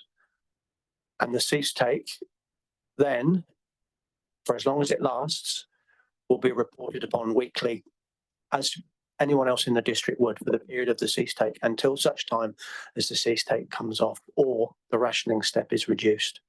So there are some slight nuances, but this has been very well communicated. Right, thank you. Just moving on, but the report's quite detailed, and normally you send out to consent holders each year graphs and data around their usage and that. Well, perhaps I should have declared an interest, but I haven't received our one yet. Are they going out or? So at the end of the season, once that's done, that will go out as per normal. We've got a slight change in the way things have worked in our department. We've lost Vicky, who has done this year in, year out. Claire is now taking over that role, and that will be part of Claire's job to collect that information and go out. But as I understand it, those graphs will still go out. Yeah, because they're really interesting to see trends and stuff like that. For sure. Madam Chair, that someone, I think it's Carl, can't quite recognise him with a beard. See you then. Come forward, thank you. I was just going to add, so as Neil's referred to those letters and that process, one of the processes that has kind of taken up a lot of our time is getting that automated process ready for the start of the season. So unfortunately, it has caused a little bit of a delay as well in focusing on those end of season comms, simply because we are, with our IS guys, trying to build quite a complex process in that database, which fortunately we are progressing to the point where we will be ready for the new affiliated, unaffiliated year at the start of the season. Yeah, no, that'd be great because it's particular interest in those people on the YET scheme. Of course, we would got issue perhaps with the low. Through the chair, I can probably give you an indication of the expected or anticipated date that we should have those out. Shouldn't be too far away, hopefully. That's right. Thank you. Anybody further? Councillor Mulling's happy to move. Deputy Bryant's happy to second. Thank you. It's really interesting to be able to read through the report and just noting the consent holder performance for the reporting year. 98.5% were rated fully compliant. And just a little question about the 1.4% or 14 out of 1,027 were rated moderate or significantly non-compliant. What are those sort of issues? Like what might that typically be? This year, particularly, in previous years, we're probably aware we've talked about missing readings, and this has been the best year since I've been in this program for missing readings. It's taken a number of years with consistent messaging to get that home. But this year, unsurprisingly, because of a drought, it has been the consent holders pushing the boundaries with their allocations, especially in times of drought and rationing. Hence, this year, issuing 9 abatement notices and 6 infringement notices.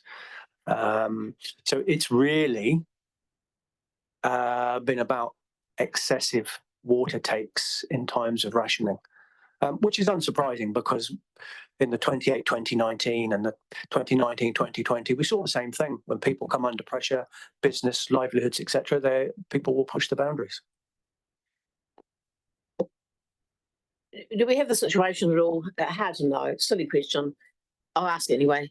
You know, are people, when they get their abatement notice, are they even not aware that they would get one, or that actually they weren't meeting the requirements? Like, is there genuinely, does that happen genuinely? So normally there's a process. I can tell you that the people who have received abatement notices, it's highly likely that they got an infringement notice first time round and were advised that the next step would be an abatement notice if for repeat offending. What I can say is that the abatement notices that were issued this season were effective, and it curbed the non-compliance, because it's a serious step, obviously, to breach the abatement notice in itself. Thank you, and thank you for the report and all the work that goes in and behind it. We've got a mover and a seconder to receive the report, so I'll put the resolution. All those in favour, please say aye. Against? Carried. Thank you very much.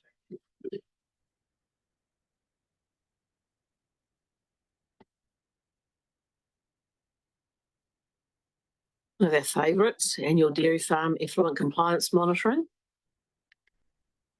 Jane Stewart.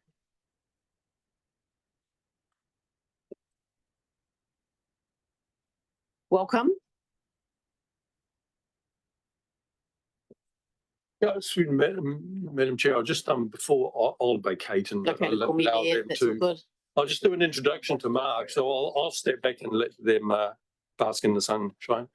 I just wanted to take an opportunity to introduce Mark to the councillors, because you probably, most of you wouldn't have met him. Mark's been in the council now for just about a year. He's with Jane now, our catchment compliance officer, so they're in the freshwater space, and hence their presentation of this report. So Mark comes from a background of he comes from the educational sector and from a regulatory sector, so he brings a lot of experience and skills into the council. So we're really happy to have him on board, and just thought I'd give you the opportunity to say, here's Mark, and he is going to present quite a part of the report, so be an opportunity. Thank you. Thank you for that, Carl.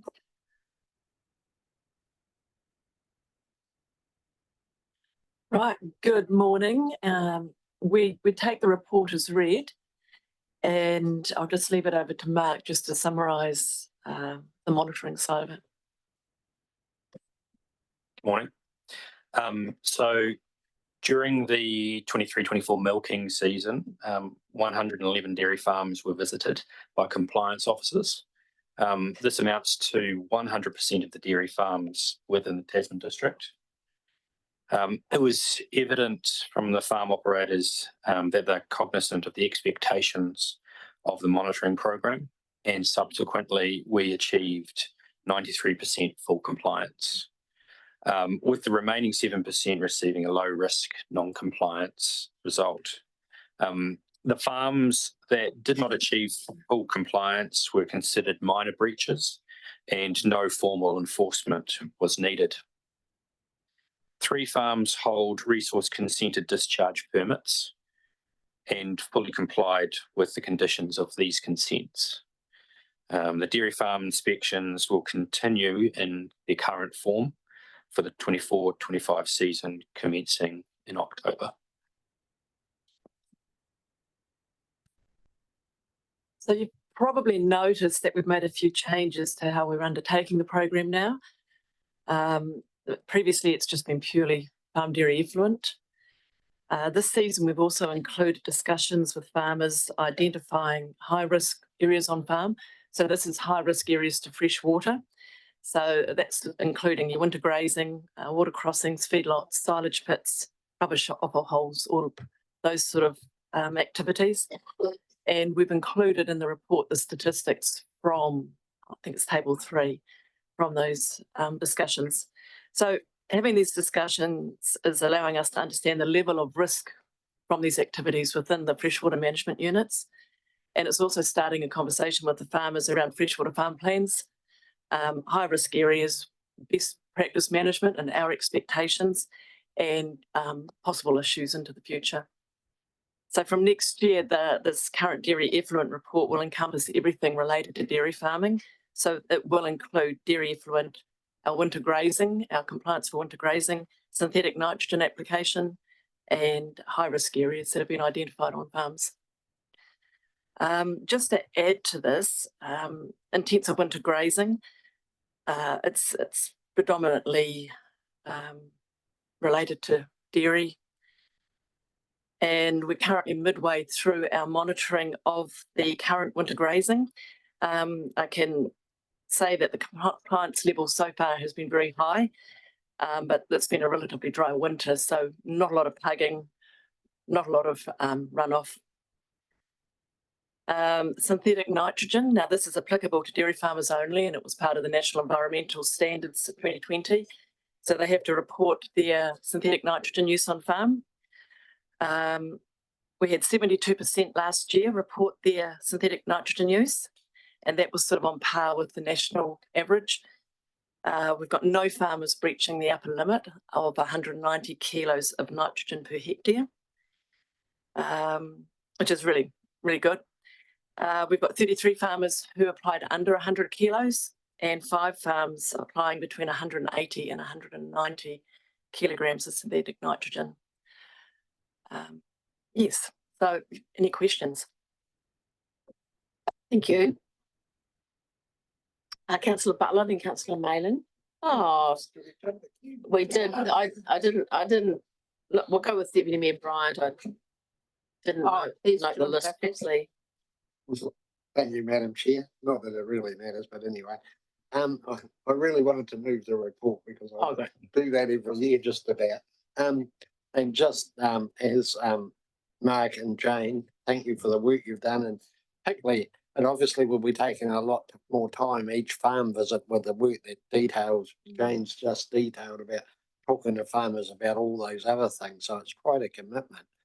But I just note that the number of dairy farms has been consistently going down, as you've outlined in the report. In fact, I think when I first come on council, because I see the graph only shows back to 25 at about 155. I think when I come on council in 99, it was about 170 dairy farms across.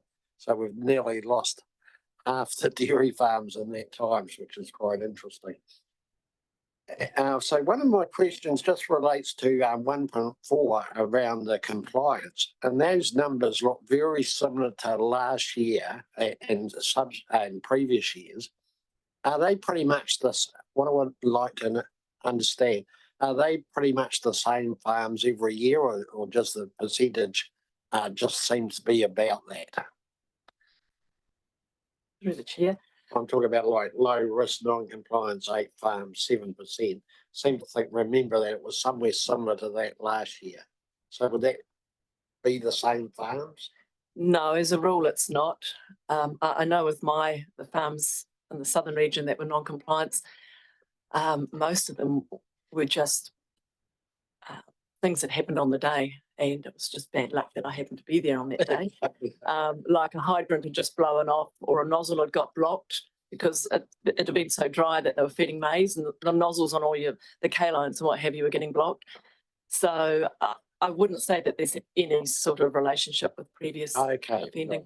If anything, those that have been seriously offending or moderately previously are a lot more careful.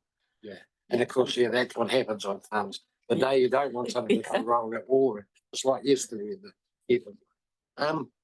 And just in relation to the winter grazing, as you've alluded to, it does seem that the weather's made a huge difference this year. And most dairy herds that I've seen winter grazing have looked fine. So I think people are much more aware and managing that. But the weather does make it so much easier compared to the wet winter we had last year.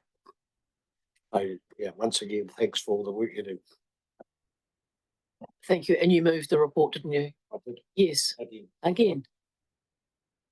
Thank you. Councillor Butler and then Councillor Mailing. Thank you. I'm happy to move the report. No, second the report rather. Yeah, I just a few quick. I mean, I can see that it's going to be a great thing to have reporting on a much broader range of things. That just brings up for me is what about the farms which are not dairy farms, but maybe there may be issues with stock crossing with sheep farms, for an example, and how they would be included into this. So that's one question. And the other one was I just see that there's a lot of stock crossings active in Golden Bay, and are they sort of regularly used, do you think, or are they emergency crossings? The 27 says Golden Bay 27 stock crossings still. Yeah, so two questions. I'll talk to the stock crossings. Golden Bay was my area. Nature of the environment in Golden Bay, we had a lot of rocky, fast moving on rivers or streams that are quite difficult to fence.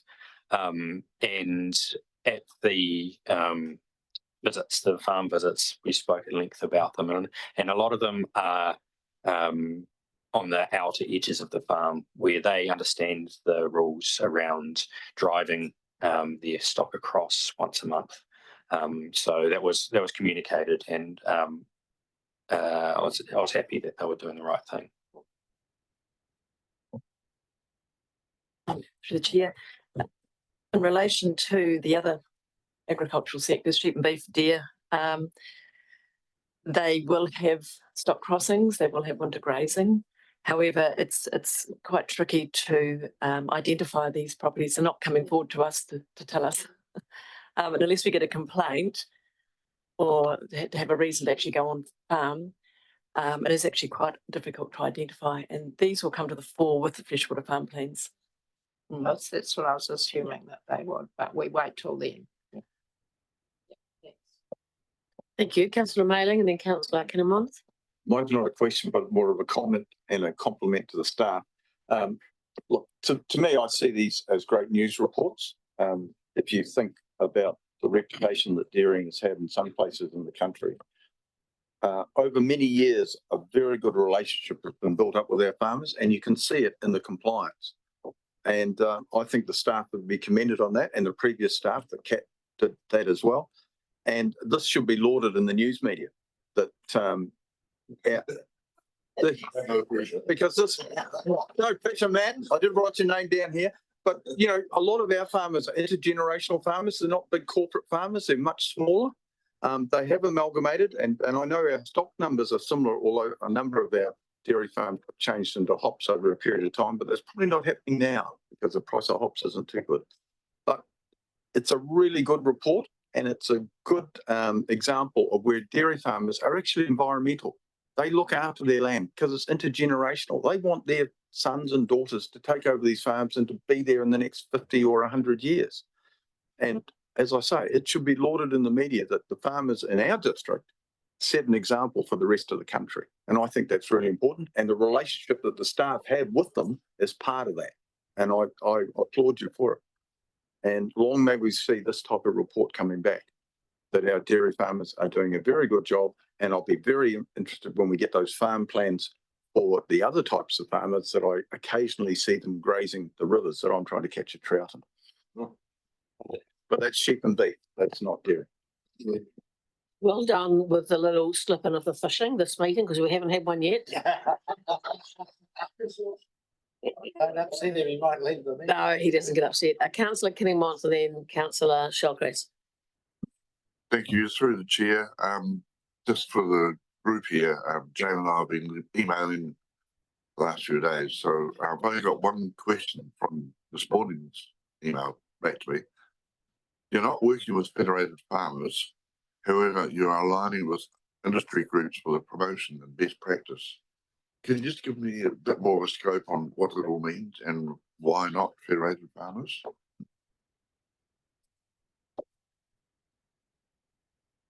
Probably a bit of confusion there with what you meant by working with, but I think we're all on the same page. We're all trying to put the education message across, whether it's fed farmers, us, or the industry groups like Dairy New Zealand, Sheep and Beef. Everyone's trying to promote best practice, ensuring the farmers are doing the right thing. So in that respect, we are working with federated farmers, but we're trying not to double up. They're more of they're not really an industry group as such. I guess they're more of a body, a rural body that's got a different sort of agenda in some ways. But we, as a whole, we discuss with fed farmers. We bring them in with our emails and everything. So we work alongside as much as we can. Does that answer your question? That's brilliant. Thank you very much. Councillor Shellgrass. Yeah, just through the chair. Mine's just leading on from Kit's comments, actually, just on that positive feedback in the media, and I think it just galvanises that relationship moving forward once we have these new plans in place. So we're really important to get something put out there, and these farmers need as much help as they can get, and those positive news stories is all part of it. So thanks. Thank you. That's just taking further notes. Anything further? It is very good work that's happened over years. This hasn't come out of nowhere, certainly by farmers and being responsive, but also our staff have. It's a very good, I guess it's a partnership approach, isn't it? Around being able to arrive at these very good figures and data. So great to see that it's continuing, and I think the more that we have integrated sort of processes, the better. So it's good to hear about that. So when you're going on farm, there's this and there's that and there's something else, and it probably further builds the working it out together. So please pass on to anyone else that needs to hear the appreciation of the councillors. It's been moved and seconded, so I'm going to put the resolution to receive the report. All those in favour, please say aye. Against? Carried.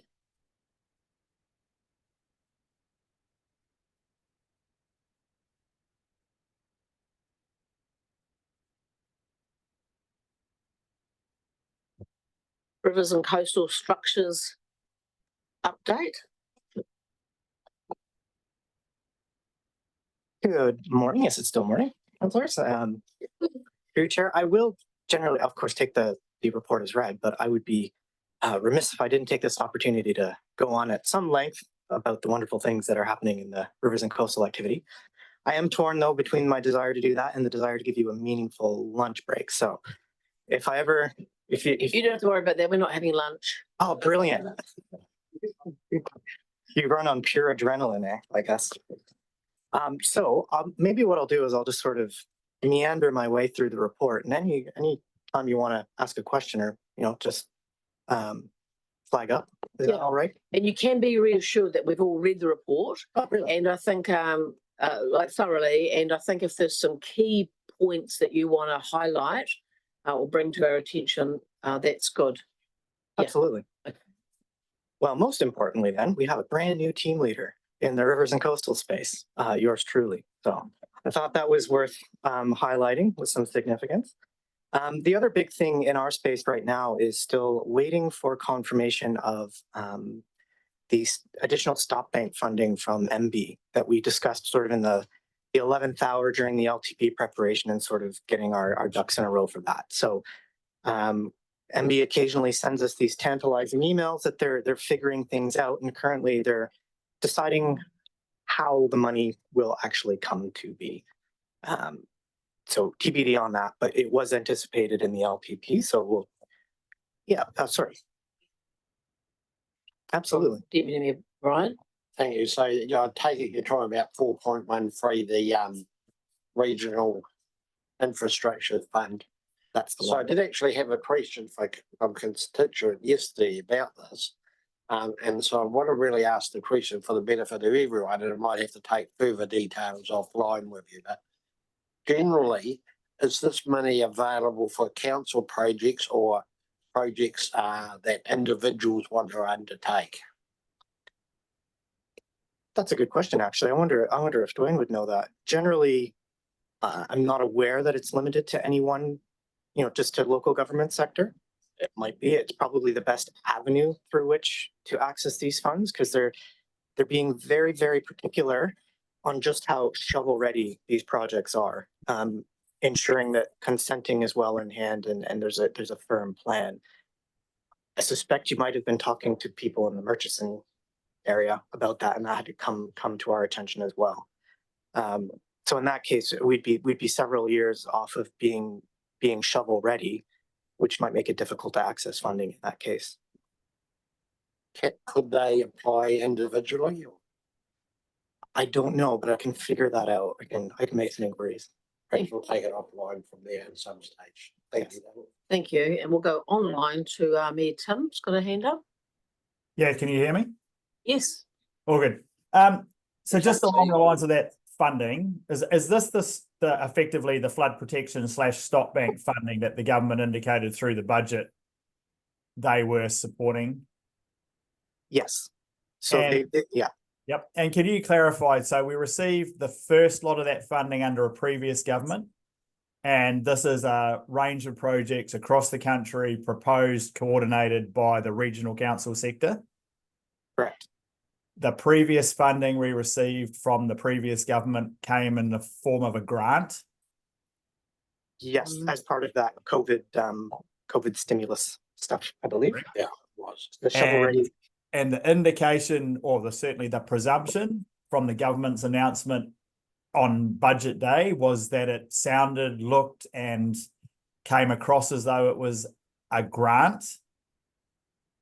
That's certainly what we're reminding them, and the Te Uru Kahika is very, very aggressive in making sure that the funding is not just in the form of a loan, because we can go and raise our own loans just fine. So it's still very much the thing that's in progress right now. So despite it being announced as a grant, there is now a question mark over whether it is or isn't a grant, or may not be a loan. Can you just confirm in terms of our budget, both in terms of our borrowing and any recovery that we would need to make to either repay the capital or the interest, we haven't budgeted for it as a loan? We have not. We have budgeted for it as a grant. Okay, thank you. Thank you, Mayor Tim. Councillor Walker. Yeah, thank you through your chair. I'm looking at page 429, Brooklyn Stop Bank. So I guess it's written in there that upstream of Anderson Road on the true left bank has been identified as a critical risk. How long have we known that this has been a risk? And has that stop bank ever been put in our works program? How do we get to where it's now identified as a critical risk? Yes, I think there's a bit of a story here. I think it's been relatively recently that we've been aware of how critical the situation is. The nature of the Brooklyn stop banks and history of maintenance has meant that it wasn't always possible for us to maintain or inspect them to the level that we probably should be. And so once that came aware and we started really looking into things, particularly with our consultant Tonkin and Taylor are looking at the Motueka River stop banks in some detail and the condition which informed the previous work, it really became apparent that this one particular place was quite severe, and then a project was initiated to start taking care of that. So that is in the books and on the plan to be done regardless of whether we get the additional funding from MB. It'll just be a question then of how to pay for it if we don't get all of the money from MB. We'll have to ask probably for a little bit more of additional money to do that.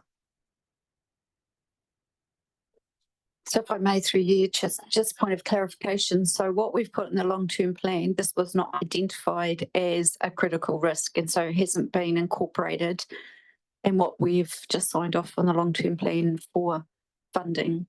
It will have been, because it was actually a project this year. So there's budget that's being carried over from, or will be proposed to be carried over from this year to next year.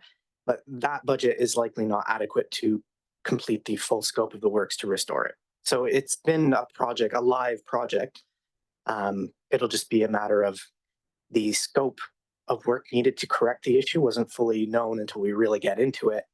And we have very limited options there due to the housing right up against the stop banks. We're needing to look at more robust options such as sheet piling or other really structural measures there.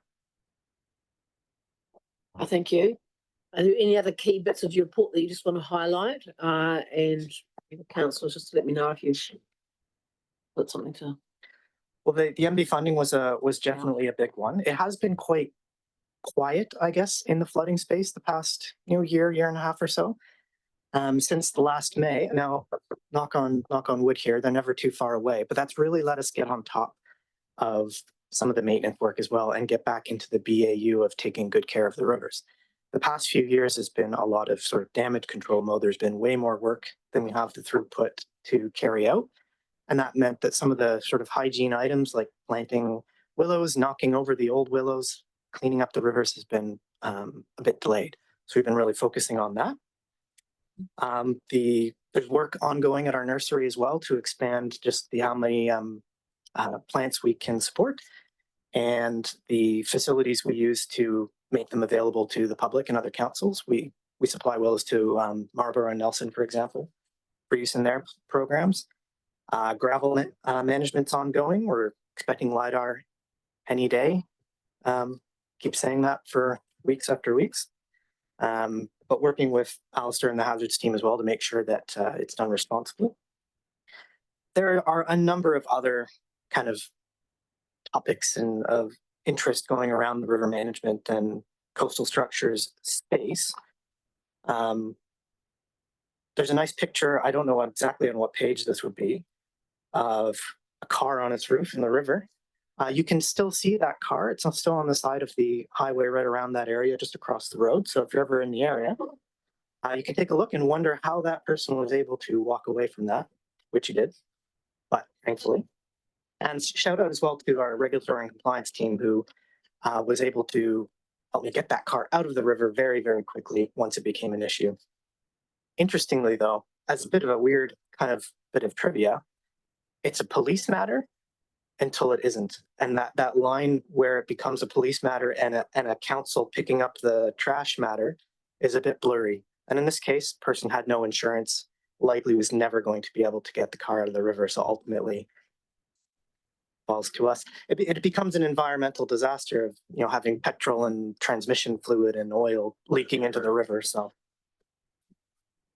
we've talked previously about the Waimea River Park Plan, leases, the stop bank recompense policy.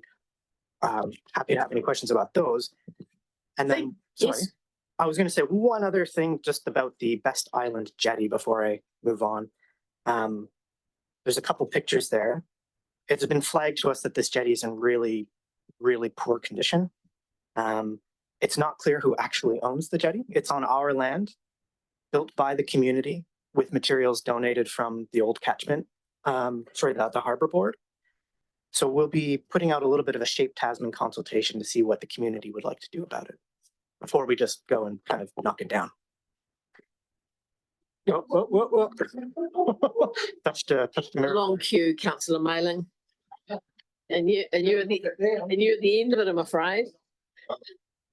So we've got some questions or comments. Councillor McKenzie, Deputy Mayor Bryant, Councillor Ellis, Board Member Knowles, and Councillor Mayling. Thank you very much through you, Madam Chair. Thanks, David, for your report. Always love your enthusiasm for your work. I just, on page 427, you've actually given us the gravel extraction volumes that have been invoiced for the first 6 months of this year. As you probably know, gravel extraction is a topic which our communities are highly interested in. Yes. So I guess I've got maybe two requests. One is I would really like to understand the amount of gravel that we are extracting over time. So by river, can you supply us with the amount of gravel extracted per annum from each of the rivers, say, for example, over a 5-year back history? So I think it would be really a great piece of information. I mean, as you know, supplying information probably leads to 10 other questions, but actually if we can see the whole picture, I think it would be really helpful. So if we could get that. And then I just feel, and I have raised it before, that at some point just having another workshop to take us through the whole approach around gravel extraction and to give us an opportunity to just dive into the detail a little bit more. Personally, I would find it helpful for when I'm confronting the community who always have a view about gravel extraction. So I'd really like to get into it a bit more. And then my next question is in relation to. If I may, just on the subject of more information about gravel, councillors will be aware that there are a series of workshops coming up around the land and freshwater plan change, and one of those workshops will include consideration of gravel. And to support the information in that workshop, I'm currently writing a memo, which I believe will be made available to the councillors ahead of that meeting, which is going to go into detail about how we undertake assessment of gravel resources in the district and what the histories of gravel extraction and behaviour in our rivers have been through time. And perhaps following the delivery of that memo, we could look to see whether you want to discuss any particular topics in more detail in a workshop that's not connected to the land and freshwater plan change, but perhaps later in the year. Sounds perfect. Thank you very much. Didn't it? Yes. Now, my next question is actually about the Waimea River Park plan. So under 8.15, we say the initial public consultation phase commenced on 18th of June with the Shape Tasman page going live. So that's very much a system that relies on people in the community who might really want to engage in that process being proactive and going to the Shape Tasman site. How are we engaging with the public in a way that actually pushes information out to them? Great question, Councillor. And I just had an update this morning with George Daly and Paul MacArthur, who we've got working on this. And Paul ran us through the list. It's a 2-page long list of specific individuals and groups that we've targeted for consultation. And he has individually, specifically reached out to all of these folks, and are, most of them are green, and that we've actually got a lot of good feedback from these specific parties. Some of them are still, waiting to be followed up on, but the Shape Tasman is more of the net at the bottom to catch anyone else that we might have missed, or anyone at all who might be interested in providing feedback but wouldn't be targeted specifically.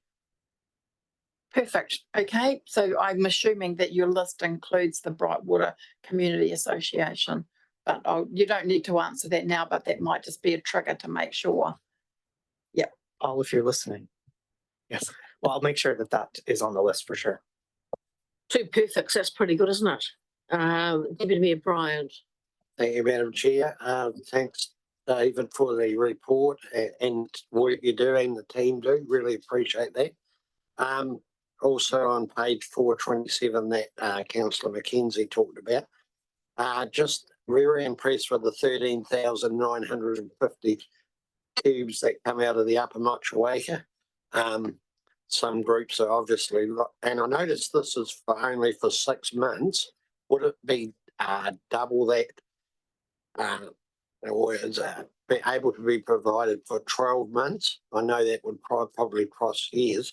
But the other thing that's intriguing is the Waimea River is 0, which is seems really interesting. None being taken out for industry out currently, or is it all coming out of ponds? Or These are the volumes that are enabled under our global gravel management consent. So there are other private consents that involve the extraction of gravel, particularly I think around the Waimea. Alistair might know better.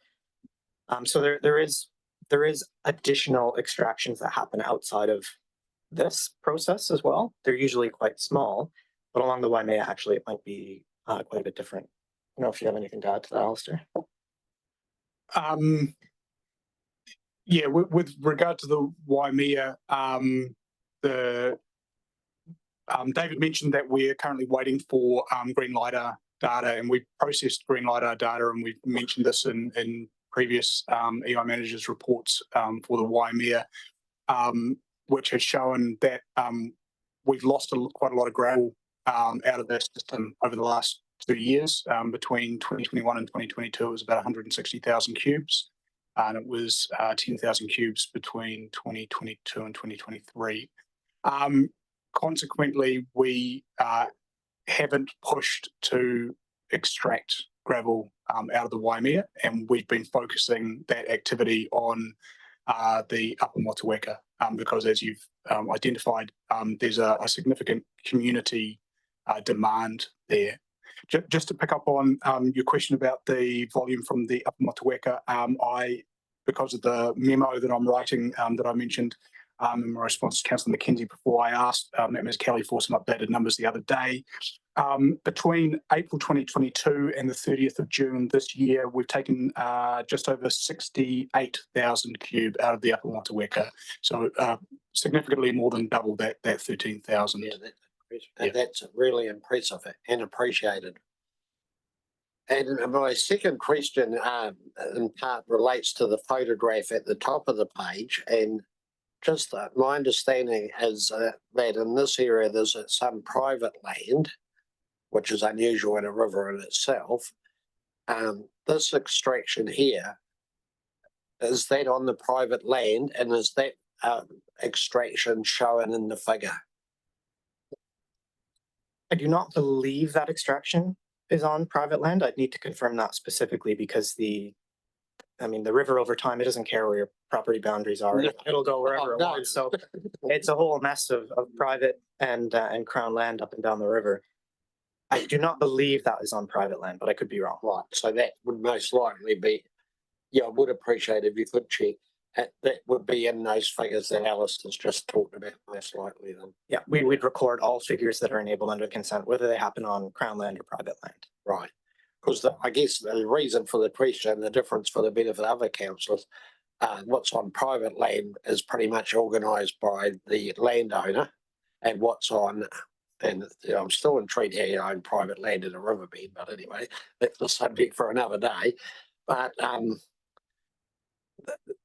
and now I've lost my line of thought. It's really good that you're getting it out, because this has been an area where we've previously taken gravel out and been a pinch point. There are some further down, as you know, so just keeping the momentum going is appreciated. Thank you. Thank you. Councillor Alice.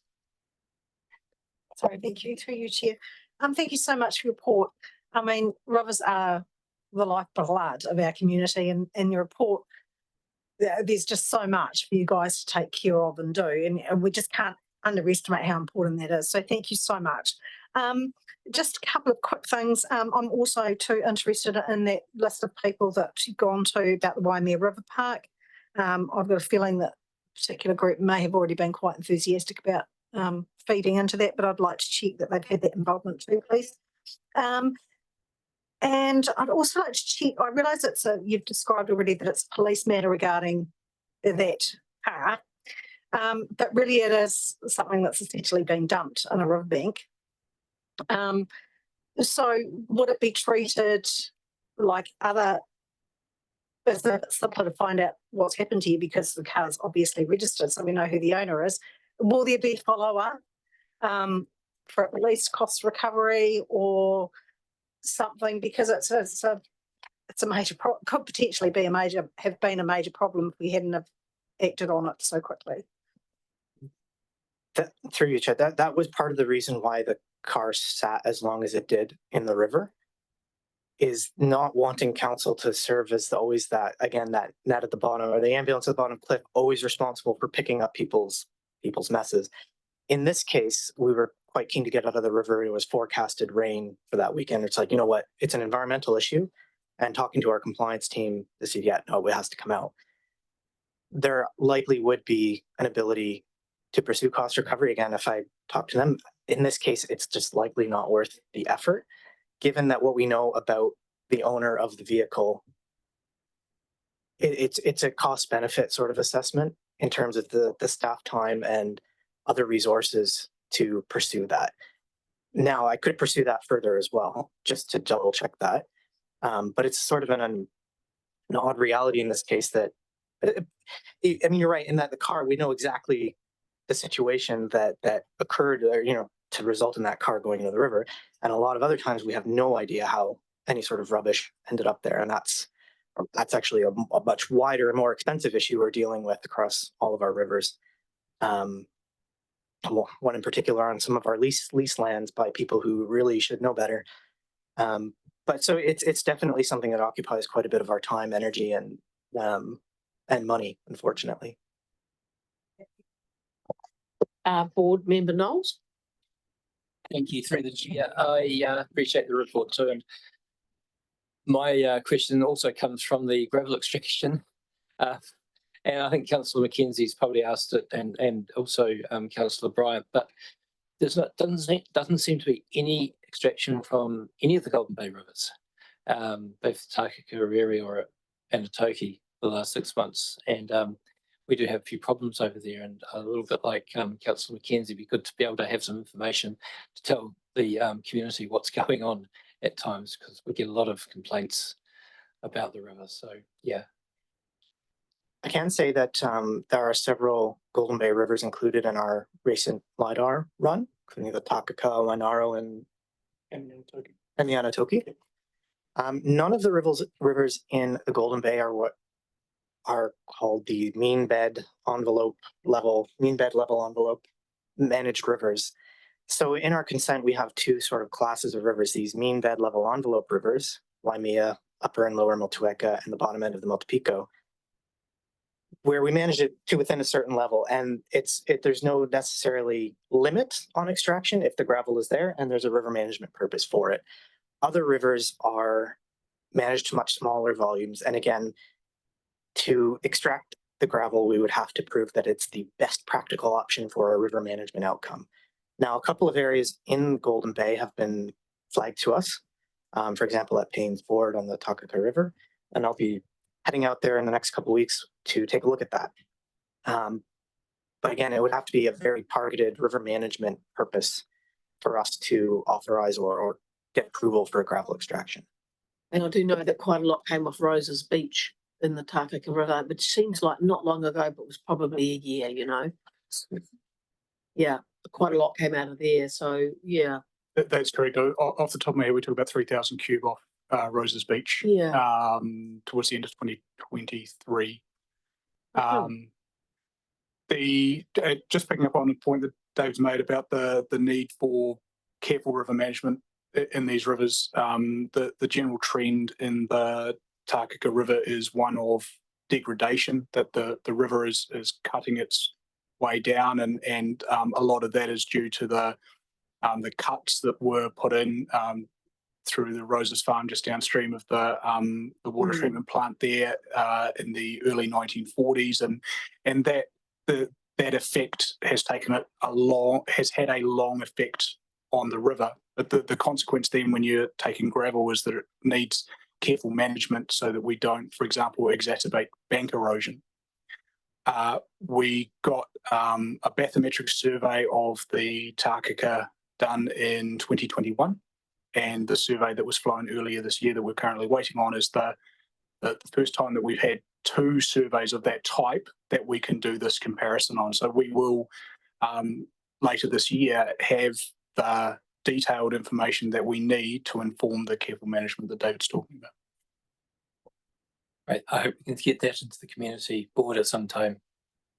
Yep. Thank you. It's one of those points of tension, isn't it, where, you know, our approach is quite technical and measured, and so interesting to hear about the effects of the cut, you know, many decades later that it starts to show. But the tension, you know, comes when people living on the river want quite big swathes taken out from here and there, and it's one of the things where I think continually managing every year is expectation and then what the technical approach is. So I don't know how much ground we're making in that way, but maybe at our next Rivers meeting, if we continue to use that as our approach, we'll find out. Councillor Mayling. Just quickly, once a year I meet with the residents at Bell's Island, at Best Island, and on behalf of the NRSBU, and I asked them a specific question about the jetty because Rob Smith asked it, and they value it very highly. So, and they would probably be happy to do some repairs, but they probably haven't got much money. Preview to next DRC meeting when I'm requesting budget for repair of the Best Island jetty. Thank you, Councillor Walker, and then Councillor Butler. Thank you, through you, Chair. Just going back to the car, and did I hear you say that it's been placed on the side of the road? It has been placed on the side of the road, which was also part of the complicated web of legislation that allows us to remove licensed registered vehicles. They have to be, once it's on the side of the road, we can remove it only once it's abandoned, and that has to have this process. So we're stepping through the phases of So I totally appreciate that, you know, it was an environment risk. We used the RMA to get it moved from out of the riverbank, you know, where it is, lovely picture and all. But surely there's now a liability for TDC to place it on a road. TDC in the past have fined our local community for placing said wrecks on roads. I think we need to spell out and send a very clear message about where we sit with the liability of us moving it out of the river and now placing it on one of our roads. First point. Second point is I note that as of last night, the BMW that lost control on the estuary that took out numerous parts of our railing on the side of the road, that railing got replaced almost straight away. Said vehicle is still sitting there. Now, that's not our road, but it still sits there as a hazard with some beautiful orange cones around it. I suspect the police obviously aren't doing anything about that either. Yeah, I just feel quite uncomfortable when we share a report and it almost feels like double standards that we can move it and then place it on the road, but my community can't do that without getting fined. And it's a liability sitting there. Take your point, Councillor, and I believe it is sort of not directly on the road, but I will follow this up and just see kind of how it would be better handled. Councillor Butler. Thank you, through to you, Chair. I just am noting that in the biodiversity report, there's a section on hazards in the Tākaka flood modelling project, and I'm wondering if does this fit in? That's the next report. Or should we do it at the next report? That would be the next report. Thank you. Thank you. We're looking for somebody to move and second the report we're receiving. Councillor Mackenzie and Councillor Mayling, if there's not anything further, I think we've canvassed this fairly well. Thank you for the work, and very good to have a fulsome report around the range of matters that you're dealing with. Yeah, I'll put the resolution. All those in favour, please say aye. Aye. Against? Are carried. Thank you.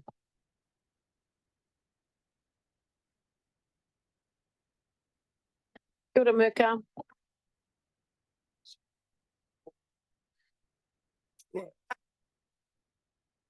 Environmental Information Manager's report. Because Rob's having a nice flat trip on the boat, we hope. Yes, so whilst I have collated the report on behalf of Rob, there's actually 3 of us acting currently as environmental managers. So I've got Alistair and Matt here as well, and we've split up the EI team amongst the 3 of us. So if there's any questions about the report, I'm hoping that we can answer that. I've also got Melanie in the background who has written the grant weather report if there's any questions about that.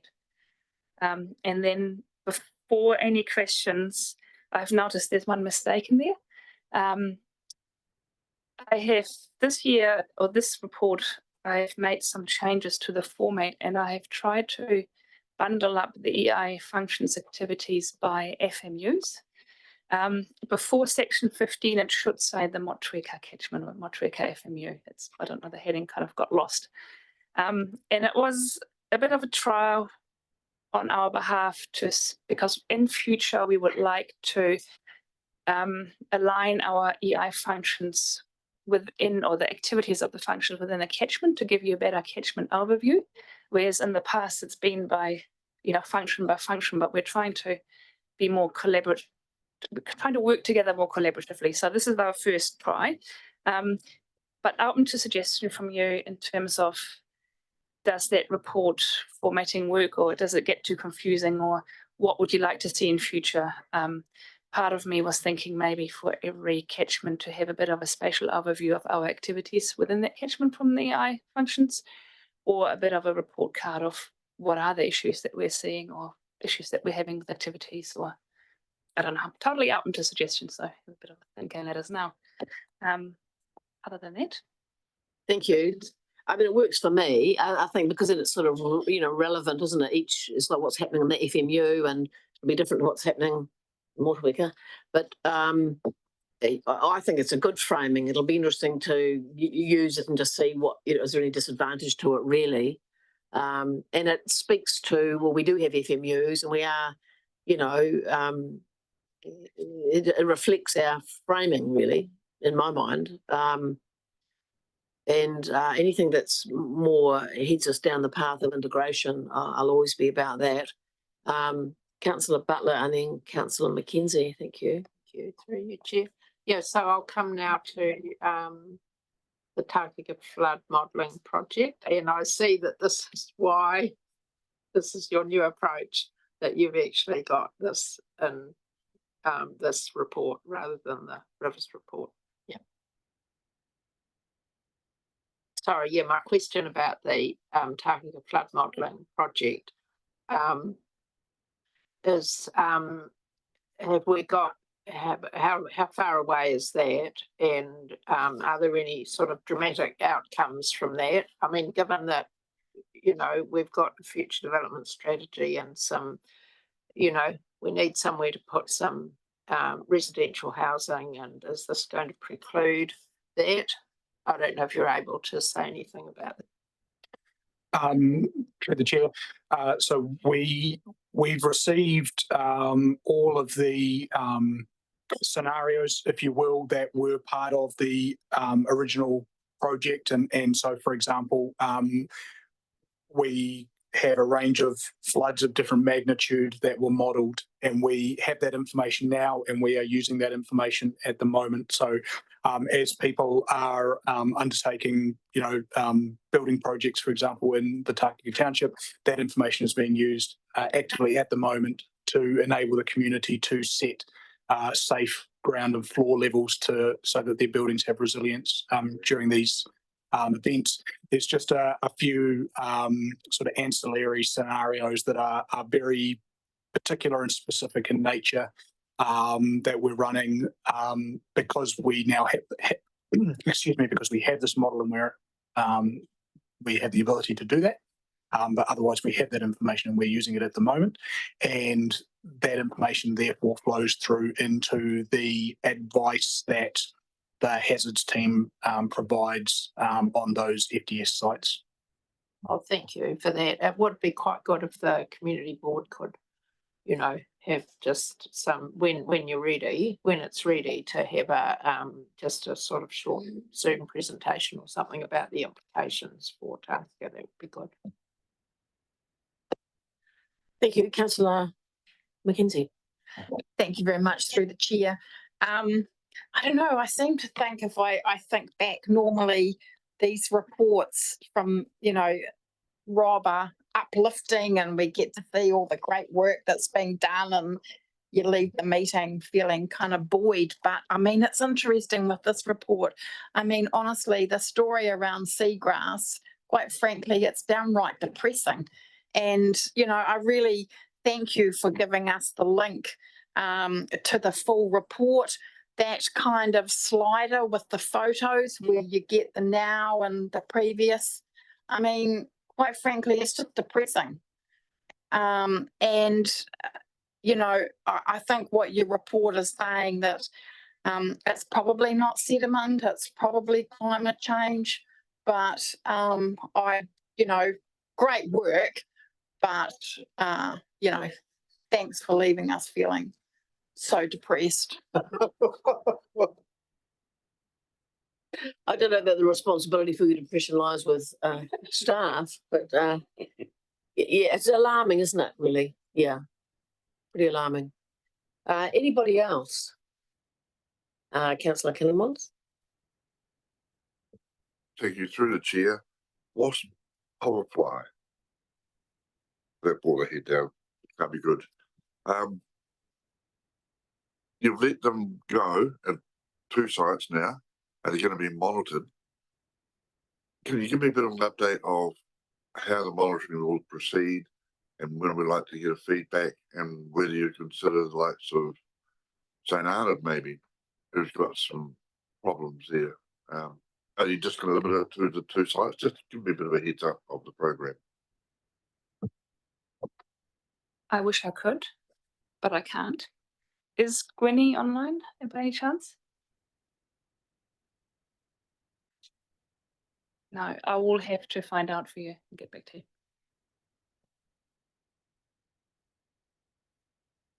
Councillor Butler? Thank you. Yeah, just to number 40, that a new report on lakes has been produced. Is that, are we going to have that available, the report, lakes report? We've got a few lakes over in the bay, which are kind of teetering on the edge. Yeah, I think you will. I'm not, it might be coming up in the October meeting, but I'll have to double check. There's a few reports that are kind of waiting in the wings coming over the next few meetings. We didn't want to put too many into one. Yeah, because it would be, you know, the lakes are something that tend to get a little bit overlooked, don't they? But, and I don't think we've got many lakes in good condition. Anything further, councillors? I do think for those folk that sort of wonder what council do all day, I do have that said to me. You're just looking at this report and the amount of things that are going on. There's a lot, and it's lovely to have a thorough representation of that through the report. So thank you for that. And I have brought this up before, and I think there's a lot of interest in these reports, in this report and the others, for members of the public if they could access it easily. And we have them bunched up in our meeting agendas on the website. So if someone's interested to think, oh, I wonder what those folk are up to today, can go in and have a look and see what the reports are and then read. So I'd really like it if we can find a way to have these reports in their own separate self available to the public easily. So we can just, make a post to say here's a link to the report. So I think there's something lost in the way that we do this, and that that it's not very easily accessible to people. And I think there'd be a lot of interest in what's been produced here, but also in today's other reports. Councillor Butler. Yeah, just on that line, Trevor James has put out these story maps, and he's put a link to the Whanganui Inlet story map here, and he's previously done a story map for the other estuaries, isn't he? So I did actually suggest to him that they're really good educative tools, and I totally agree that if they can be really accessible and visible, maybe on Shape Tasman or somewhere, so that the community can actually learn from these. Yeah. Thank you. Are you happy to move the report be received? Sure. And is someone happy to second? Councillor Dowler. I'll put the resolution if there's nothing further. All those in favour, please say aye. Against, carried. Thanks so much. Very well presented and certainly stimulating for us. Thank you.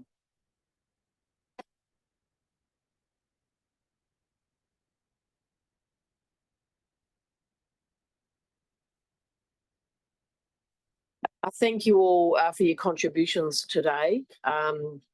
Dwayne's going to offer our closing karakia.